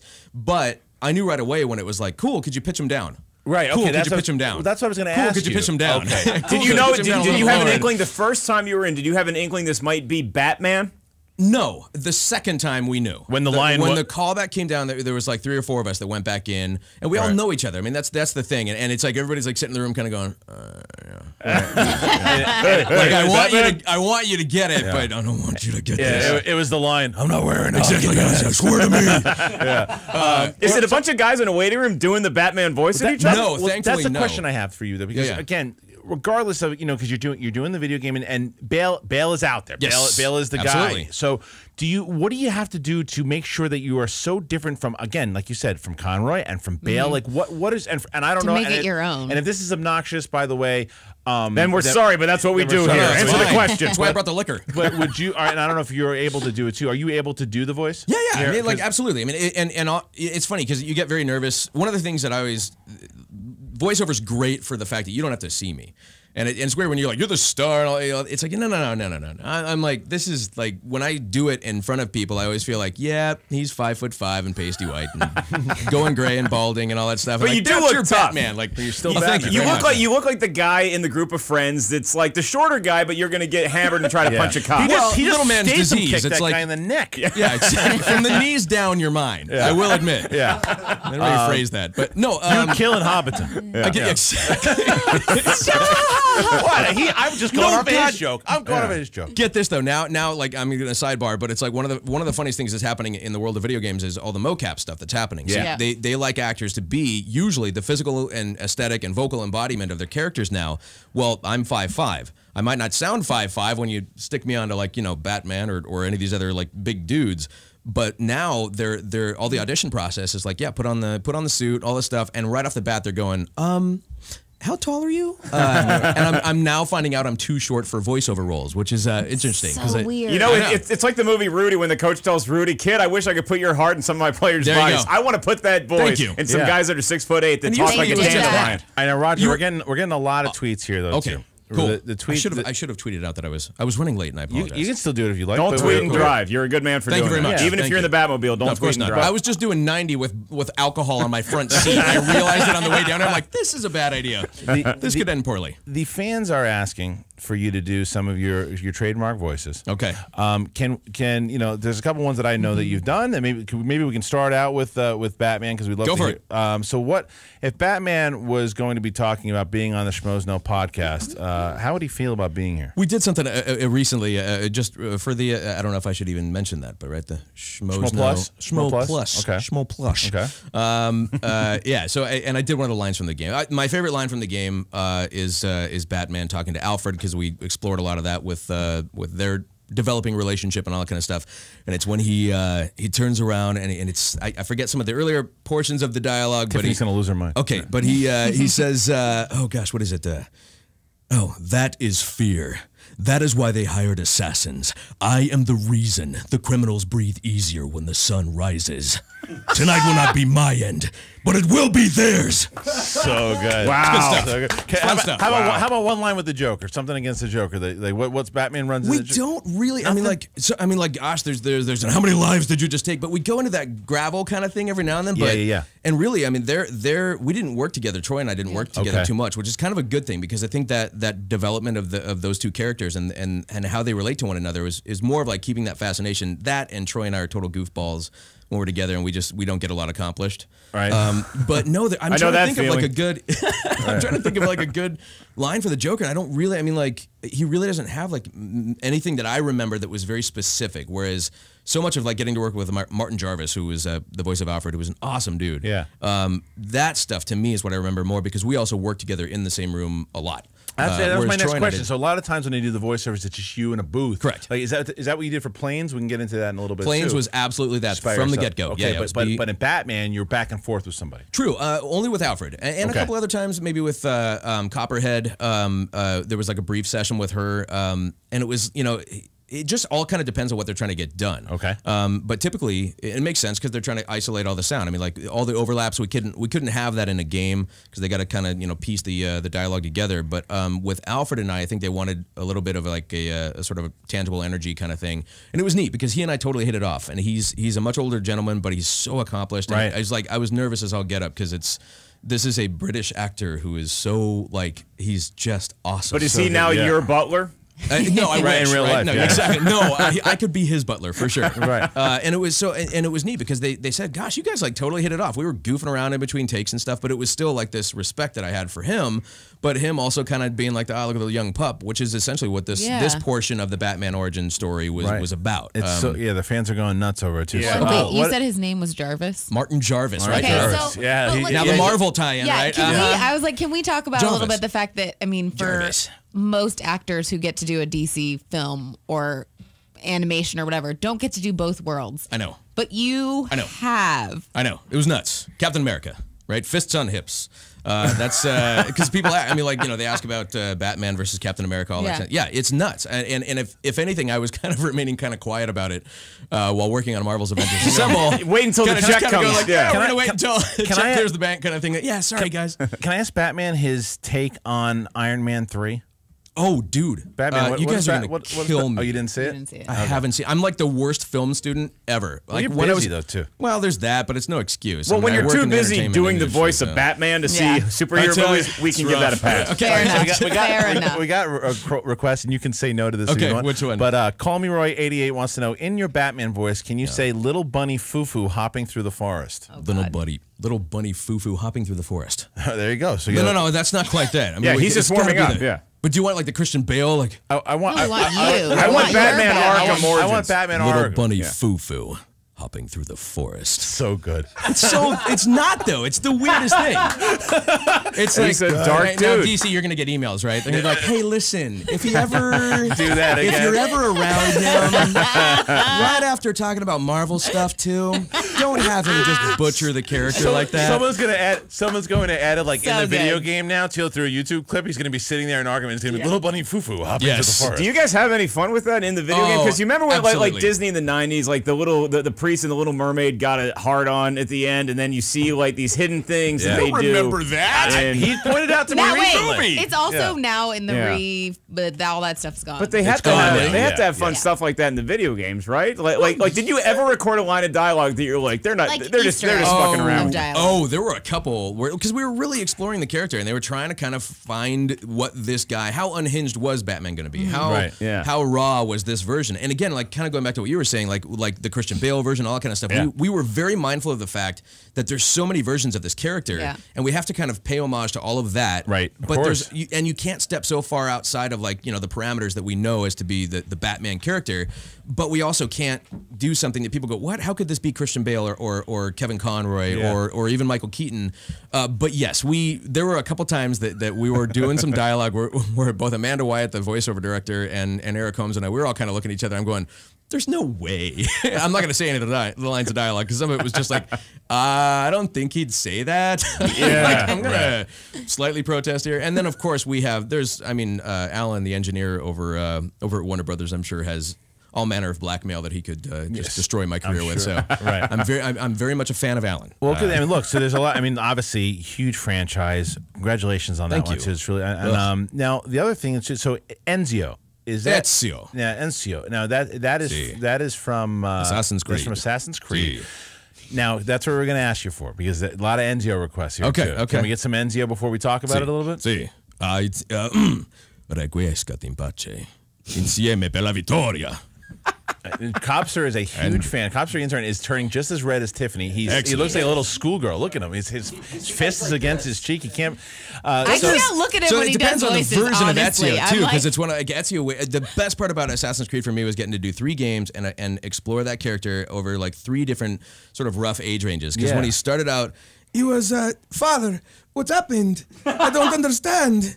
Why? And then it's, I'll kill you for what you've done! Which is almost like Stimpy, Ren and Stimpy. When you think Well, can you give me Well, let's just say for people who are not familiar with the character, because Batman, whether you play the games or not, you know who Batman is. If you're not familiar, because they're making a movie with Fassbender too. Now, is Fassbender playing Ezio? I don't know. I honestly don't know what they're doing. Is with that Enzo as the far as- guy on I have Assassin's no idea. Creed? Well, I don't No, know what in the he- video he game, was- explain to which me the storyline they're character doing. because unlike Tiffany and everybody else here, my last video game was Tetris. So Oh, nice. Which unless is a you good game, conducted B-type music, then Yeah, but that's good. Like, Who is the character of Ezio. that you did the voice of? Who is this Ezio in Assassin's Creed? Ezio Auditore da Firenze was the character from Assassin's Creed 2, Assassin's Creed Revelations, Assassin's Creed Brotherhood. Now, Assassin's Creed 1 featured the assassin Altair ibn La'ahad, which was the very first Assassin. Wow. Right? Yes. Like And a then it's- talking dude, Rosetta you have Stone. no idea the nightmare of, because I don't speak Italian whatsoever, and I butcher the accent. And another reason why I get nervous, like when people ask you to do the voice in front of you, it's like I worked very closely with Ida Darvish, who was our dialect coach on AC2. And it was like she, is of Italian descent and speaks fluent Italian, and was it was literally like there were a ton of lines in Italian, and I crack up when I go back and look for this stuff on YouTube because all of a sudden I just go, I said that. Weird. I don't remember it because it's literally her sitting in the booth with me saying, okay, it's saying, I'd look at her like, requiescat in Pace, and she's like, no, it's requiescat in Pace. And then I would try to like emulate it, and then we'd get a performance down. She'd give me the thumbs up, the director give me the thumbs up, and then it would go to print kind of thing. But Ezio was that assassin for 3 games, luckily. Wow. And the next assassin, not Edward, I'm trying to remember. Cobster, who you got? Cobster? Yeah, Connor. Connor and Sarah he was Connor? of Native American descent. Arnold, this is not your segment. Dude, we need to bring him in for the dating. No, I want him as far away from the celebrity dating impression game. I'm like, I watched that last one, or I don't know if it was the last one. I watched one of them. I think it might have been the most recent one. I hope. No, yeah, it Harvey was Fires atrocious. You mean when I was Mickey Mouse? You were and it Mickey was Mouse. awesome? Yeah. I was so conflicted. No, it was. I saw that one, and it was great. And the whole time I'm going like, okay, yeah, I want to get in on this. Yeah, I want to get in on this. I would know. love to. Can he Anytime. be like my pinch hitter? He could be your pinch. I That want to would have. work. You know what? I want to have him and Max Cook as the only two people playing. Yeah. So good. You and I have a mutual friend in Matthew Mercer, right? Yeah. Oh, Mercer You've got also. no shortage, Yeah. You've got no Mercer's on the shortage of show. people that could. Yes, it would be ton. And we worked on RE6 together, Matt and I. We realize so we have good. a lot of talented people that do vocal work. That's why they're not invited on That's the right. celebrity That's impression true. dating game. Well, you know, That's why they keep me here. Fun, man. If I see Craig Smith pulling up, I'm not coming to the studio that night. Well, all right. So that's a classic one. There are a lot of fans of Assassin's Creed. Obviously, it's going to be a huge movie when that comes out as well. Now, another big movie that you were in, and I'm curious if it's tied into because of this role leading into the next game that you're doing is Sonic the Hedgehog that you did. Now you also did that in Wreck-It Ralph. I did. Yeah, he had a little cameo in there doing like a public a PSA kind of thing. Yeah. What was the first time you did Sonic? Well, can we start with a little Sonic first? If you leave your game, stay safe. I forget the dialect. Be smart and whatever you do, don't die. Because if you die outside your own game, you don't regenerate ever. Game over. That is. I got it. It's so good. I'm Batman. It's No. so good. The whole time he's awful. doing it, I hear like the collection of coins. Right, sorry. That was the first game I ever played all the way through. Sonic, yeah. Yeah, that's why. Gosh, I mean, I go back to all the. I mean, dude, I remember like Astro Smash on Intellivision was like one of the first games I ever played, and it's like so to be involved in this business for me is like so surreal, and to play something like Sonic is nuts. Right. It's But that's the two craziest iconic thing. characters you've done already too. You've Batman, crazy. and I mean that's nuts. And I narrate "Say Yes to the Dress." that's what we were just going to talk about. Yeah. Oh my Of all God, of my them. mom's gonna die. There you go. Well, My dad too. All right, well, let's start with Sonic real quick, though. So, did Sonic? Where did Sonic? How did you get the role of Sonic first? It wasn't Ralph first. No, You it had was Sonic actually before. 2010. Took over. We've had Ryan Drummond, Jason Griffith have done the voices before me. Jaleel White was like one of the first ones. Okay. And took over in 2010 on I think Sonic Colors was the first game that I did for them, and then there was like Sonic Free Riders, which is like a Connect game, I think. Okay. So yeah, it started back in 2010, and then shortly after doing about 3 or 4 games, I got a call from my agent. He goes, "Hey, Disney's calling. They want you in for some movie thing for Sonic." And I went, "Yeah, okay, that's a mistake." Right. Anyway, so they know, and sure enough, we walked in. I worked with Rich Moore, the director, sitting right in front of me, and we went through this whole thing and played around with the little PSA. Over and over again, and it was just nuts. I mean, I couldn't That's so believe. cool. And they did such a great job. I mean, I as love far that as, movie. Yeah, Yeah. paying tribute to it, and there's so many neat little things that are in there for like hardcore gamers, and the up, down, left, right, all that stuff. It's like they do their research big Disney's time. great. And so I guess that's another question too. From working with Disney on that film, is that how that led into Planes? No, actually, I was already on Planes. Planes was 3 years in the making for me, and it was nuts because it was every single. The way that came about is I was leaving a session doing something for like one of the Tinkerbell movies, Right. He's a man. So what's it like to be Tinkerbell? Just saying, because real men do Tinkerbell. Listen, my daughter, already 2 years old, like Tinkerbell popped up in a coming attraction, and she went, "Don't change it!" And I'm like, "You're 2, Roger Craig Smith." Yeah, exactly. So I left the session doing something like that, and they had an airplane hanging from the ceiling at like the Disney Toon Studios, and I went, "Oh, that's a Corsair. Like who built that? His little model?" And I didn't know what it was.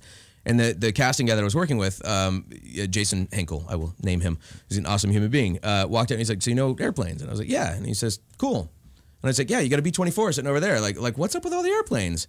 And he goes, "Come here for a second." And he opens the doors to the battle room where they were developing. And all of a sudden I look around, I'm seeing like the concept artwork, and I went, "Are you guys doing planes like cars, but in the sky, like airplanes kind of thing?" And he went, "Yeah." And I went, "Oh man." I'm like, scratch, table read, anything you need. Like I would kill, because I was such a huge aviation buff as a kid. Yeah. And a fan of all things Disney. And it was like, if you guys, I would, plane B in the background of the bar scene, I would kill to be a part of this. Yeah. And he said, "Yeah, you know what, we got a table read coming up, and we're going to need voice actors to do that, because that's what we do a lot.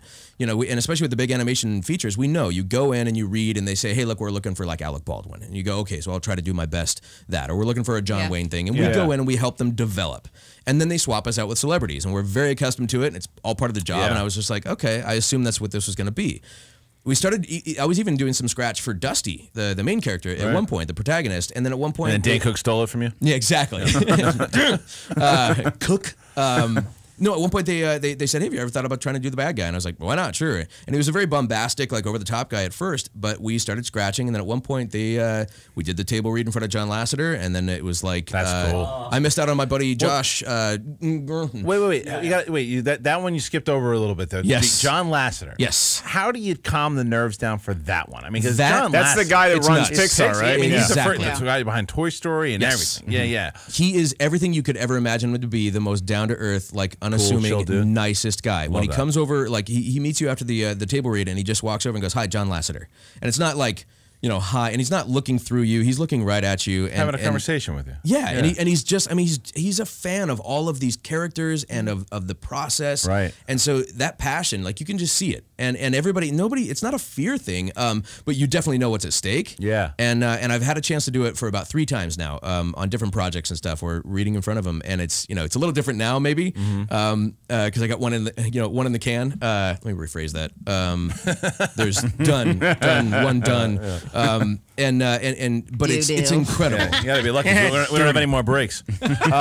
So all right. So the character's name was Ripslinger. Yes. Can we have a little Ripslinger? Oh, Ripslinger! Got the Riptide. Yeah. I love it. He's a pompous, and he arrogant is. guy. And I've seen the movie. And again, because of Roger, thank you so much. I'm going to be able to give a copy of Planes to my daughter. Lovely. Of the Blu-ray. Thank you so much for that. And it just was released on Blu-ray. It was Tuesday. Perfect. Yeah. So Tuesday on the 19th. Check that out. I have a final closing question for Roger, and it gets a little existential. But I just want to know, like late at night, it's just you hanging out by yourself. You're just watching TV. Nobody's around. Maybe you have a couple of cocktails, some scotch, whatever. Do you ever start to think about how? Okay, Adam West, Michael Keaton, Val Kilmer, George Clooney, Christian Bale, Kevin Conroy, and me are all hanging out at the same bar, and it's the most exclusive club in the history of superheroes. Does that ever get into your head, and how do you control that ego? I would very likely be the one serving them drinks, or mopping up after some sort of a spill or something. Right. No, that's the weirdest. It didn't start hitting me. Warner Brothers was really cool, and they flew us out to London to do a bunch of press and stuff for the week prior to the launch. And it started sinking in when you would sign something that Warner Brothers had printed up, and you would put, in quotes, Batman underneath your name, and it's still, it just feels like the most disingenuous thing that I could ever do. It feels like such a fraud. Well, let me ask you though too, because I know now what's you can shed some light on this, because I don't know enough about it, but for something like Kevin Conroy now is he officially out as Batman now? I can't say either way. I really truly don't know. I honestly have no clue. But that was never presented to me as this is what's going to be going on. Right. It was just for this particular. Yeah, it was particular job. Yeah, exactly. And that's why it's like I'm happy to have it. If I ever have another opportunity, I would would jump at the chance. Well, you essentially could be not Roger Moore, Timothy Dalton for a little bit, and then maybe you could be Roger Moore. Just don't give him Lazenby. No, truthfully, or Timothy Clooney, Dalton's right? underrated. Clooney. I mean, Clooney. There's Don't take Clooney. Don't even talk about. No, but Clooney. there's I love like Clooney, but not in that movie. There's so many there's a ton of voice actors who even Troy Baker had done Batman in the DC Lego game or movie.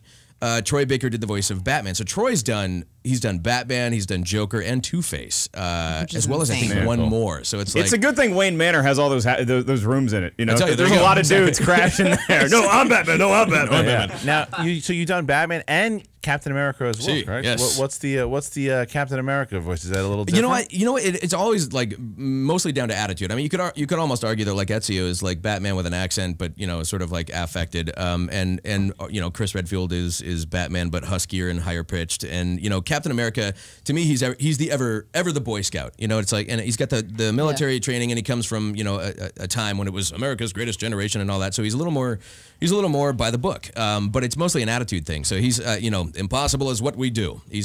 We call it fists on hips. I like that you put your hands on your hips. Seriously, to me. because Colette Sonneman, the director, and I, do the voice. We were trying to figure out like an attitude, because sometimes it's a posture that you take in the booth. I mean, Batman's dark. He's tortured. He's Bruce Wayne is tortured. In my opinion, that's who Batman is always this Bruce Wayne who's haunted by the things that he's experienced in his life, obviously, from an early age.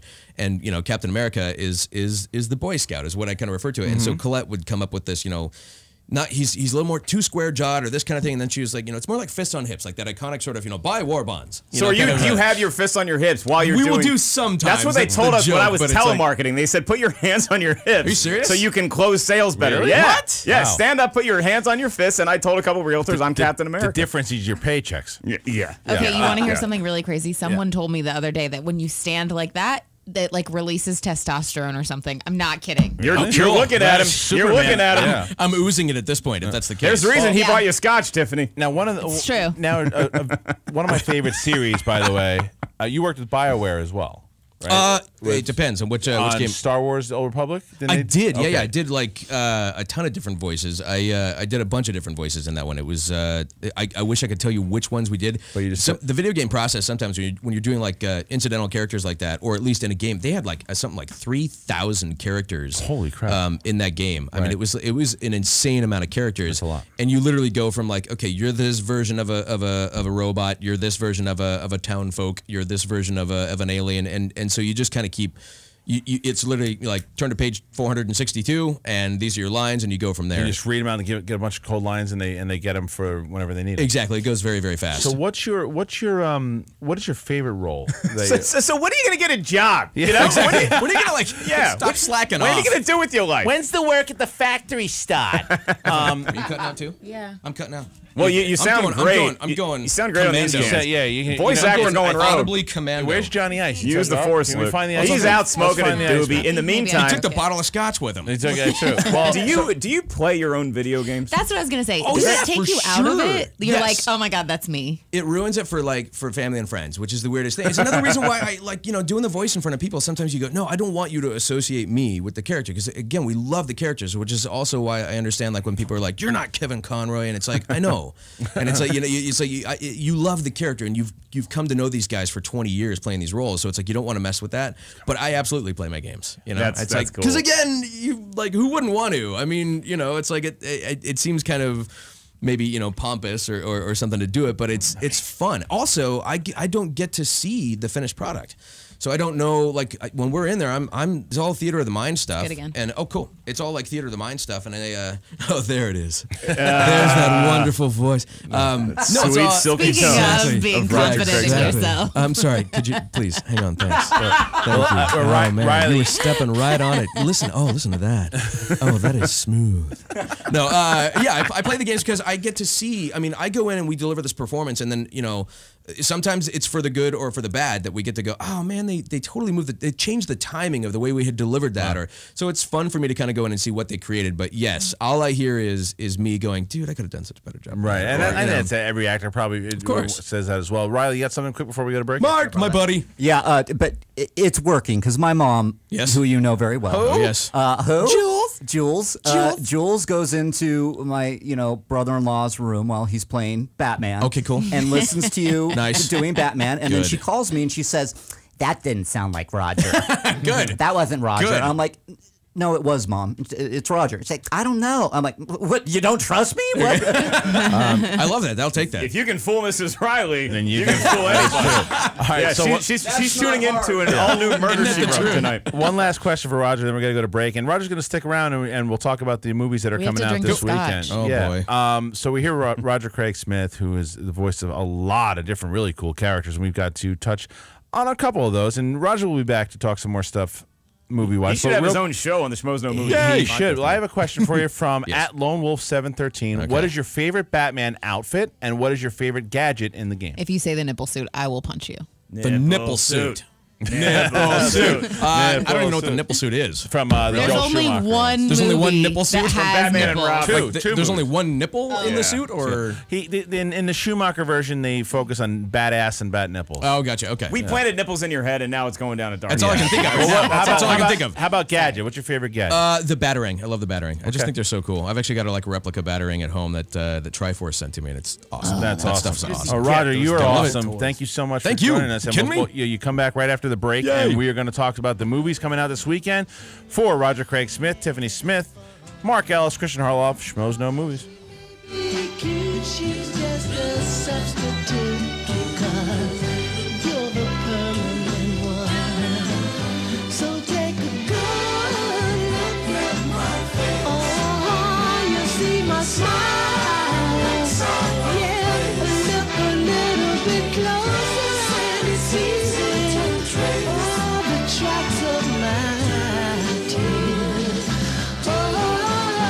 You're listening to the Toad Hop Network, radio worth watching. What's up, Toadheads? Hey, make sure you check out the Toad Hop store on ToadHopNetwork.com. It's a great way to support the network and helps continue to bring you quality programming. Quality programming, my ass. Can you see I'm recording you? Oh! So maybe you've got a great idea for a business and want to start selling your products or services online. Maybe you're an established business owner looking for new customers. Or maybe you're interested in starting a personal website. No matter who you are, GoDaddy wants to help you kick ass online. Right now, GoDaddy's offering .com domains for just $1.99. It's go time. Start your website today. Visit GoDaddy.com and enter promo code TOAD to get your $1.99 .com or click on the GoDaddy graphic on the Toad Hop website. Some limitations apply. See website for details. What's up, everyone? Sports Guru here. Sick of looking at the same old boring websites? Well, check out thenewsportsguru.com for all the hottest trending videos and all the biggest sports news. Become a VIP for only $4.99 and get premium access to everything the Sports Guru has to offer. The beautiful gurus, girls, all my biggest sports picks, and much more. So get off that porn site and check out thenewsportsguru.com. Is that hunk of junk you call a car always breaking down and leaving you in the dust? Log on to Dyson-Motors.com and check out Dyson's full inventory online. With hundreds of quality cars in stock of all makes and models, you can find the next car of your dreams in minutes. And know you're getting super low pricing. Purchase a car today from Dyson Motors and receive a year of free oil changes. Bad credit? Worried about financing? Log on and get pre-approved in seconds. Go to Dyson-Motors.com and find your new car today. Does your car smell like? You need Scent Bomb. Does your house smell like? Get some Scent Bomb. Does the bathroom smell like? Get some Scent Bomb. Go to GetSomeScentBomb.com today for the best air freshener you've ever tried. We are so confident that you will love Scent Bomb that we're giving away a free bottle to the next 12 customers that type in the promo code RADIO at checkout. If you're tired of weak air fresheners, try Scent Bomb. Scent Bomb is a concentrated air freshener, so all you need is just a couple of sprays and the smell will last for days. That's right, you spray it today and you still smell it tomorrow. We guarantee that it's the best air freshener you've ever tried. So go to GetSomeScentBomb.com and enter the promo code RADIO at checkout to get your free bottle today. There's nearly 100 fragrances to choose from, so go to GetSomeScentBomb.com. That's GetSomeScentBomb.com. To leave your house to shop, to crawl through traffic to the mall. Just to find the thing you wanted. Isn't even there at all. Amazon.com is the answer. Shop at home in style and ease. Find exactly what you want. Ordering your stuff's a breeze. Books on tape, games galore, everything you're looking for. Kindle, cameras, electronics. Baby Einstein. Hooked on phonics. Blu-ray, movies, and TV, download, music, MP3, Pixar, Disney, microphones, Pet supplies and doggy bones. World of Warcraft, Nancy Drew, Sims, the Scruff, System too. Click Amazon. You'll smile with glee. Sometimes shipping's even free. With GameFly, choose from over 6,000 titles. Play as long as you want and send them back when you're done. $8.95 to start, no late fees. Gamefly.com. Games delivered. You're listening to the Toad Hop Network, radio worth watching.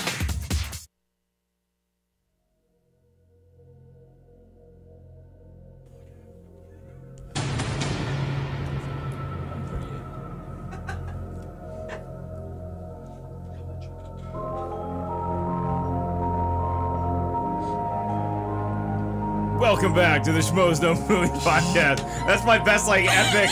Welcome tried back so to the hard. weird world. It is the Schmoes No Movies Podcast. Mark Ellis here, Christian Harloff over there, Tiffany Smith as always, on our special guest Roger Craig Smith. Hello. Brought our favorite guest of the night, a bottle of scotch. Thank you very much for that. Butter them up. You know, it is the So holiday good. season coming up, and if you need that gift for that special someone, what better gift than the gift of laughter? On iTunes, available right now, as well as Amazon.com, is my stand-up comedy CD, which we released last year at this time. Mark Ellis, Get to the Castle. Get it for your friends, your family, available in physical and digital download copies. Mark Ellis, Get to the Castle, live me doing stand-up for a goddamn hour. Yeah, that's right. And Mark was actually just in Tampa, Florida, a place where I lived for a brief moment. Tampa Improv, you lived there, and you I got some did. family that's still there. That's Did right. they My come bro- visit? My You brother said they did. were going to come out. Yeah, my brother did. They My brother came did. to the shows. Yeah, I had Harloff's. I guess he's your little brother. Little brother, yeah. Came to the show, and so I'm trying to get everybody tickets, right? Yeah. And I'm trying to get everybody in there. Christian's brother texted me, typical Christian Harloff or Harloff family fashion, because I'm like, yeah, do you want to bring a girl to the show or something? He's like, can you get 8 people in? And I'm like, I'll And they're all see dudes. what kind of strings I could pull. Yeah. And luckily we got And everybody in. hammered when they arrived. Yeah, and he's making sure. He's like, so the show's tonight at 10 or whatever, right? And I'm like, yeah, I'll be doing all of Christian's old stuff from Nice. 2005. And so your brother writes back, he's like, oh, so it's going to be a lot of shouting and Saved by the Bell material. Oh, that's true.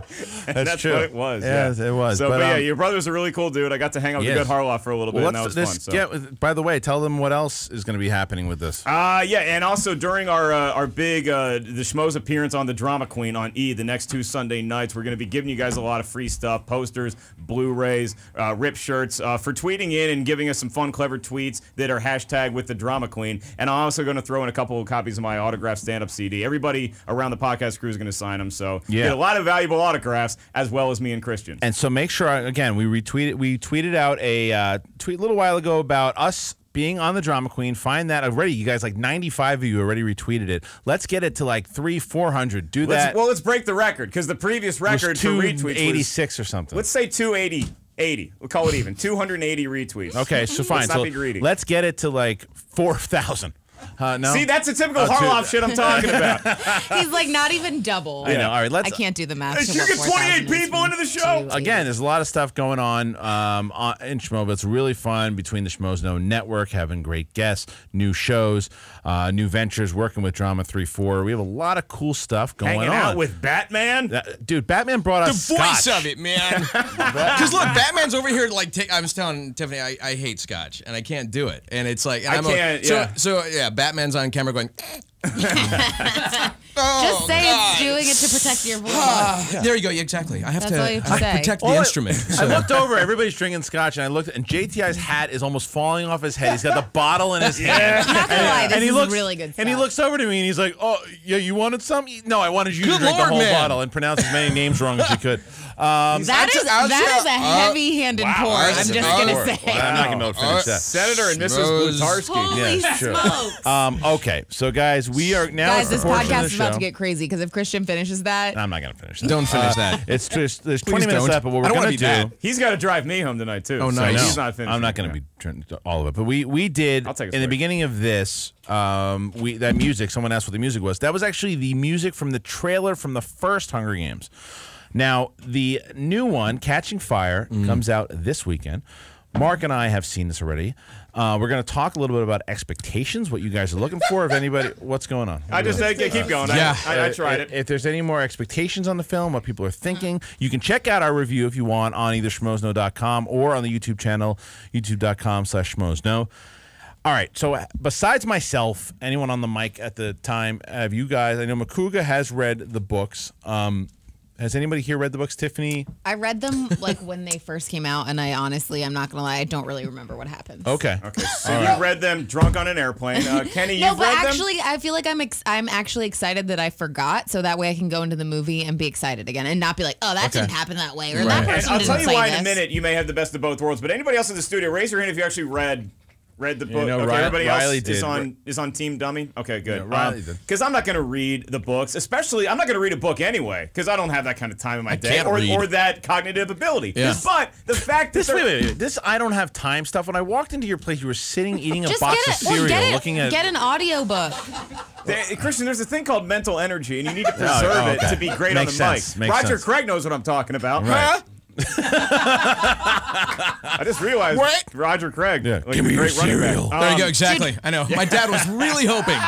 Instead, I'm 5'5" and white. Yeah. And Honey, he's at it didn't work 5'5". out. Yeah. But I think that Tiffany made the best of both worlds here because I didn't read any of the books, and so going into Catching Fire, it's a little overwhelming when you get inundated with all these characters that you met in the first film. Then you have all these new people, and there's alliances that they're forming. Other people are breaking up, and it's a little bit like when you came back to school and you're learning a foreign language. Like, oh shit, we had to remember all that stuff. From French 2 or from trigonometry. Fuck, we can't just forget. But isn't that almost every sequel to like where they build it to be? You do have to revisit stuff. Yeah, like, but I know, always rewatch the first one before I go see the sequel. And I think that your point, valid point for sure. I know, but I'm smart. This one in particular, this movie, and again, I read all the books. I knew what was going to happen. I knew, but like hearing Mark's points, it takes a while to really get into stuff. And I have revisited the first movie, and you guys know how much I love the books. The first movie, I gave it a higher score than I probably should have. You had some Kool-Aid after the screening. I absolutely did. I Phantom Menaced it a little bit. So when I went back and watched it, it's still good. I'd probably say 3.5 out of 5. And I felt that it didn't translate all the cool stuff that it did in the book, and there was shaky cam going on, and it felt more kiddish. This movie has the dark tone. It doesn't need to. The other one I said this has to be rated R. And Ken Knapsack did the podcast. It was myself, him, and Reitman. We did a full spoiler one on the first one. Where the hell was I? You were on the road or something. So you were eating cereal. Says Christian would say. Right. Oh, that's running out of time. That's right, because the three nerds that actually read the book we're all talking about. I'm like, I'd better get out of Dodge. Yeah, but that was the thing that the big concern, Ken, was whether or not it needed to be R. This one does not need to be R. The way it's shot, Francis Lawrence, the director, does a really, really fantastic job. The way he shoots, the tone, the darkness of it all. There's a couple scenes they left out from the book that I was very disappointed that they left out. But you're looking at 2.5. I know, worth of 2.5 hours. already, I get it. I still think I don't understand truly why they left it out. But overall, I think this movie nailed it. I really think that it nailed it from the standpoint of a book. If you're a fan of Catching Fire, I think you're going to be satisfied. Wildman? Sorry, because after we talked after the first one, because we both read the book, we were like schoolgirls with the books. I'm excited to hear you say that because I wasn't going to go see it this weekend, and I'm going to see it now. You and I were on the same page about the movie too. Yeah, I was very disappointed with the first one. The second one, they left out some key elements in two. Okay, but overall, and it's no more of that shaky cam, and you could almost go, wow, this was almost R. It really is. Here's what I'll tell you is I don't know how kids are going to respond to this movie unless they read the books too and worship them, because there's a lot of stuff to digest, and it's like 90 minutes of preamble before we get into some real action. And that's a long time to be waiting for the Hunger Games. You get very hungry waiting for the actual games to take place. Apparently, with that. Apparently, well done. Yeah. Buy my CD on iTunes. That's really what happens good. when you eat your Wheaties. It's really good. You come up with stuff like that. Apparently, I have to defend myself on Twitter here. I wasn't comparing the first Hunger Games to Phantom Menace. What I was saying is, after you saw seriously, after you saw the Phantom Menace the first time, after being a huge Star Wars fan, you said, "I love it." Yeah. And then you realize it sucks.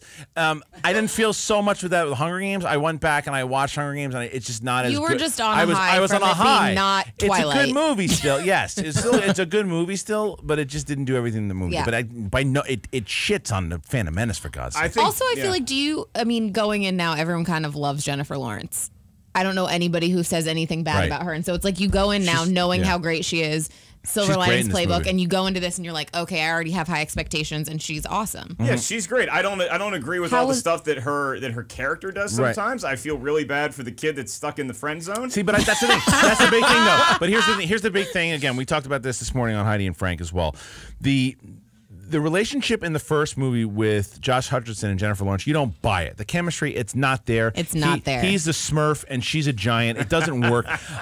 But in this movie, they give him like stilts to stand on. They look good. They look. Wait, can we talk about? There's a picture from the premiere, and it's her. I know. And then Liam Hemsworth, and it's so awkward. It's bizarre, but again, but they paid attention to that, and it's not as awkward. But besides that, they gave him the Tom Cruise treatment in the movie. Yeah, they have chemistry in this movie, and like, is he more in the books? It wasn't in the love triangle wasn't a huge overbearing thing like it is in Twilight, but what It was there, though. It was there, but Yeah. and it's still there now too. But you didn't know. It kind of went back and forth. Maybe it's Gale, Yeah. maybe it's Peter. It's more clear cut Gale here, but Peter steps it up in the second half of this movie because in the first movie you're like, this guy doesn't stand a shot. Second half, you believe it. I believe it. But he's living that fantasy where it's like, hey, you know what? When you and me are on a deserted island and there's people trying to kill us, we really have some stuff in common. Yeah, funny. Yeah, With all those circumstances. Yeah, as soon as when I'm the last guy in the world, this it's like, might work. It's like if I took Tiffany Smith I'm to feeling the Super pretty Bowl, lucky. right? And Tiffany Smith really wants this team to win, and I'm rooting for the team too, and the team scores a winning touchdown, and we cheer, we high five, maybe we kiss, right?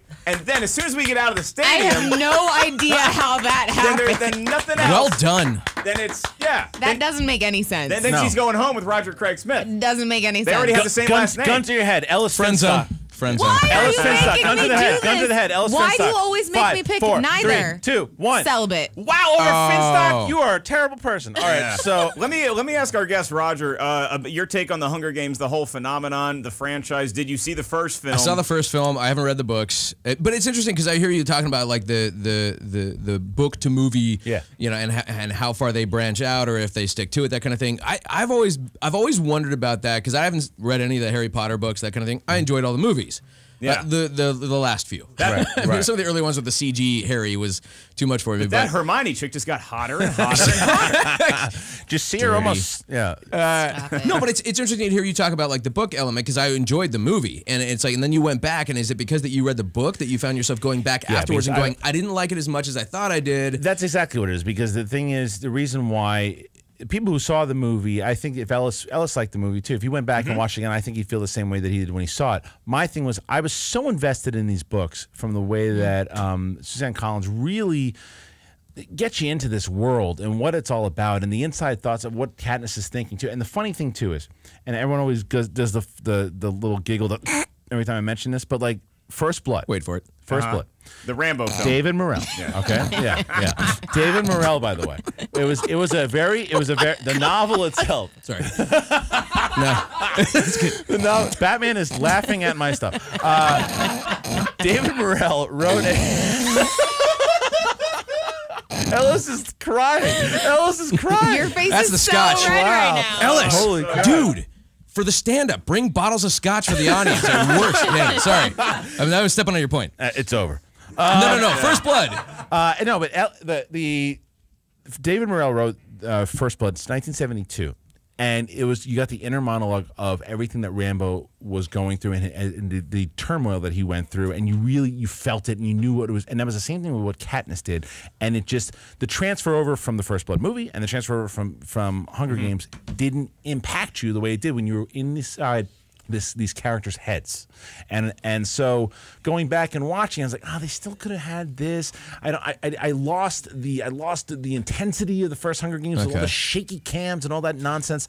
So, I also feel like the first one they were scared to do and be darker because when you read the books, she is not likable a lot of the time. In the books? Yeah, I know because I think she's conflicting. They're afraid to do that in the movie learned. until they realized that people were going to be on board, which I'm But hoping the that they do a subject little bit more. matter, it's like if you were to do that dark, right off the bat. I mean, like this is, my mom read the books and she talked about it, and she said, they did a good job considering what they were dealing with. I mean, obviously the subject matter, and at a time when things are a little tumultuous in society. That's absolutely right. To conjure up this notion that kids are going to kill one another for sport is kind of like holy cow. But they did it well. And I think in the second one too, and real brief, Ellis, because we got to get to Delivery Man too. What did you think of the actual Hunger Games in this movie? Oh, they were so awesome, man. Like, it took a long walk to get there. Like I said, it took a couple pee breaks to get me to the Hunger Games. But once we got there, man, your blood gets going. And because I didn't even realize we were starting the Hunger Games. And then all of a sudden you're like, oh, shit, it's going down right now. And from then to the end of the movie, I was riding that wave, man. It was awesome. 2 pee breaks. And 2 pee breaks. It's time for a prostate exam. That might say I'm thinking. something more about me than the film. But, Exactly. Something might be. All right. I don't. So, and then the other movie coming out. Sorry, I don't mean to bring up your urinary. I'm wearing an adult diaper right Okay, now. cool. Stop. That's smart, though. It is. Yeah. Gross, That's just good guys. planning. Just stop it. So now we got delivery You man. guys yell at me There's for two saying more. doo-doo, and now you're talking about Oh, peeing that's and wearing really diapers. that's inappropriate. Let's talk That's about kind of Philomena. Really? Is like that do. like do. Philomena? We're talking about poops and piss first. Let's Oh, get okay. down to All right. Well, you know what's funny is because they have a childish sense of humor over there, but also apparently the Motion Picture Association of You America got does lumped in too. with me. Because the MPAA gave this film an R promised I rating. would do Hey, it. jet lag! Why don't you get your shit He's together? making- he's making- You've been yeah. talking about I promised I would do it and on- poop it's and like I piss. cannot- Get it together. Christian, you held it together so I'm well trying. for the last 5 well, now minutes. I've been drinking whiskey. Christian, do your fart Scott, noise. Do your what? fart noise. There's a small film coming out. You want farts? That's the impression. We have Batman Oh, here, no. and you want doing farts. fart noises. Batman He's is doing that. the. There it is. Chicks dig it. Chicks dig it. I'm just Like, saying. it's not fair that you can make all that cool stuff come out of your mouth, and you can also do the Exactly. the You can desired also make fart the sounds come out of your body. on Is his, that what no, on his hand. He can make the fart on his hand. That's This is why I say we don't man. get stuff done. Like when Troy and I get in the same room, it's all sorts. It's all manner of sounds. All right, so you're Yes, listening sir. to the Fart Nose podcast. All right, so but real Guys, quick, I apologize we got for five, loopiness. Sorry, go. we have 5 minutes now. Arkham Asylum Year 2 has been Fuck pushed back. this! Yeah, We have 5 minutes to talk about the delivery man and Philo Feet Face, whatever her name is. all right? Her name is not Philo Feet It's Face. Philo Feet Face. It's Come on, guys, Philo guys. Get it Come on, together, guys. says the mad farter. Come on. All right, so we got to talk about Philo Gasser and if, Sonic, stop it! Sorry. It's not me. I'm not even doing anything. My first and last visit to the Schmoes No podcast. Sonic, would you like to talk about Delivery Man? How do you feel about it, Sonic? And what do you think is Sonic, how many people have you gotten? How many? Christian, kids are I'm you not going to responsible step on you anymore. Like, No, I I want wanna to know. hear about the delivery man. All right, Sonic the Hedgehog is talking about the Delivery Man. The Delivery Man comes out. It's a remake of the French film Starbuck. It is a movie. It's a Josh McCouga story, and but it is.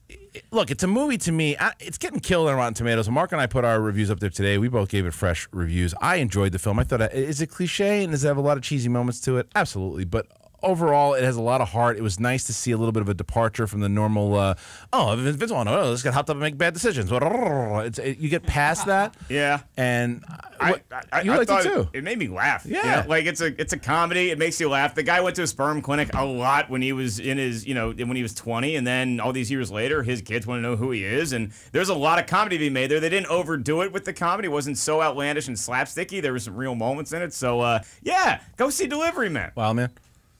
2003, Josh McCouga visited a cryobank. I'm sure. Just so there's probably some Josh McCougas out there. That's right. So, made about you know what? $3,500 in the year 2000. I wanted to tell you that Brando was your son, our intern. Yeah, he's Italian. He's brown hair, brown eyes. Yeah, Good looking kid. saying. All right, so we don't really have time to talk about Philo Beep Beep. But it's a really good movie. Yeah, it is. Philomena. Yeah, Philomena, and it's with Dame Judi Dench and Broad Judi Dench. Steve Coogan. It really, that movie, I really enjoyed it a lot. It's a smaller film. I don't know if you can see it. If you're out there and it's playing in your theater, you should check it out. It's one of these smaller films based on a true story. These older accented broads are really starting to make the Ellis Waterworks happen. Between Judi Dench and the film that we saw, the Saving Mr. Banks thing, too, that we'll get into. Yeah. God. We're talking about that soon, too. Oh, my God. Yeah, there's a few movies we These can't... leggy Janes are really making my eyes peel out. Can't talk about Save Mr. Banks yet. Can't talk about Old Boy, but we're going to get into it soon. But look, we've seen all right, it, so guys. We have keep 3 that. minutes left. You've seen it? Yeah. Which one, Old Boy? Mr. Banks. Oh, Mr. Banks we saw as well. Oh, yeah, good. yeah. We'll talk about All that. right, We'll good. talk about That's that already- break. that's Talk about already the break. fart Okay, sounds as I wanted. Not as Exactly, many. sorry. Mickey Hey. Mouse rips one. So, all right, 3 minutes. Wait, no, you should do this. Wait, no, do it one more time. There we go. That was good stuff. Why am I such a child? Oh All my right, God. look, 3 minutes left, and I want to talk to Schmoeville again. Very important to go and retweet that Drama Queen thing. Make sure you live tweet. We're giving away Look at all a these Blu-ray of prizes. Argo, giving away Mark Ellis Get to the Castle, giving away Blu-ray of Batman, T-shirts, posters, whole bunch of things that you guys can win if you just live tweet on Sunday, 11 p.m. Eastern Standard Time, the Drama Queen. Make sure you hashtag it the Drama Queen. Yeah, we want to know your Why thoughts is on it, too. McCouga having I don't know, but we don't have Giggle time. We fest? don't have time. We have 2 minutes left. Mark, what do you got? We want to know their thoughts on how the episode unfolds on the Drama Yes. Queen, because we're in the last 10, 15 minutes of episode 2, and then episode 3 is when our Hunger Games start. I'm very nervous about what it's going to be got interesting. captured on camera. It's going to be interesting. Make sure that you check out Tiffany Smith on DC All Access. Make sure you follow her at Tiffany's Tweets. Check out our guest, Roger Craig Smith, at Roger Craig Smith. In every video game Twitter, that you've and ever every video played. game, yeah. And again, Mark Ellis. Check out Josh McCouga, Ken Knapsack, Mark Riley, the two interns, Johnny Ice, Toad Hop Network. And again, subscribe on iTunes to the Schmoes Know Network. A lot of great shows. Very excited to be partnered up with Drama 3-4. We're going to do some great stuff with them.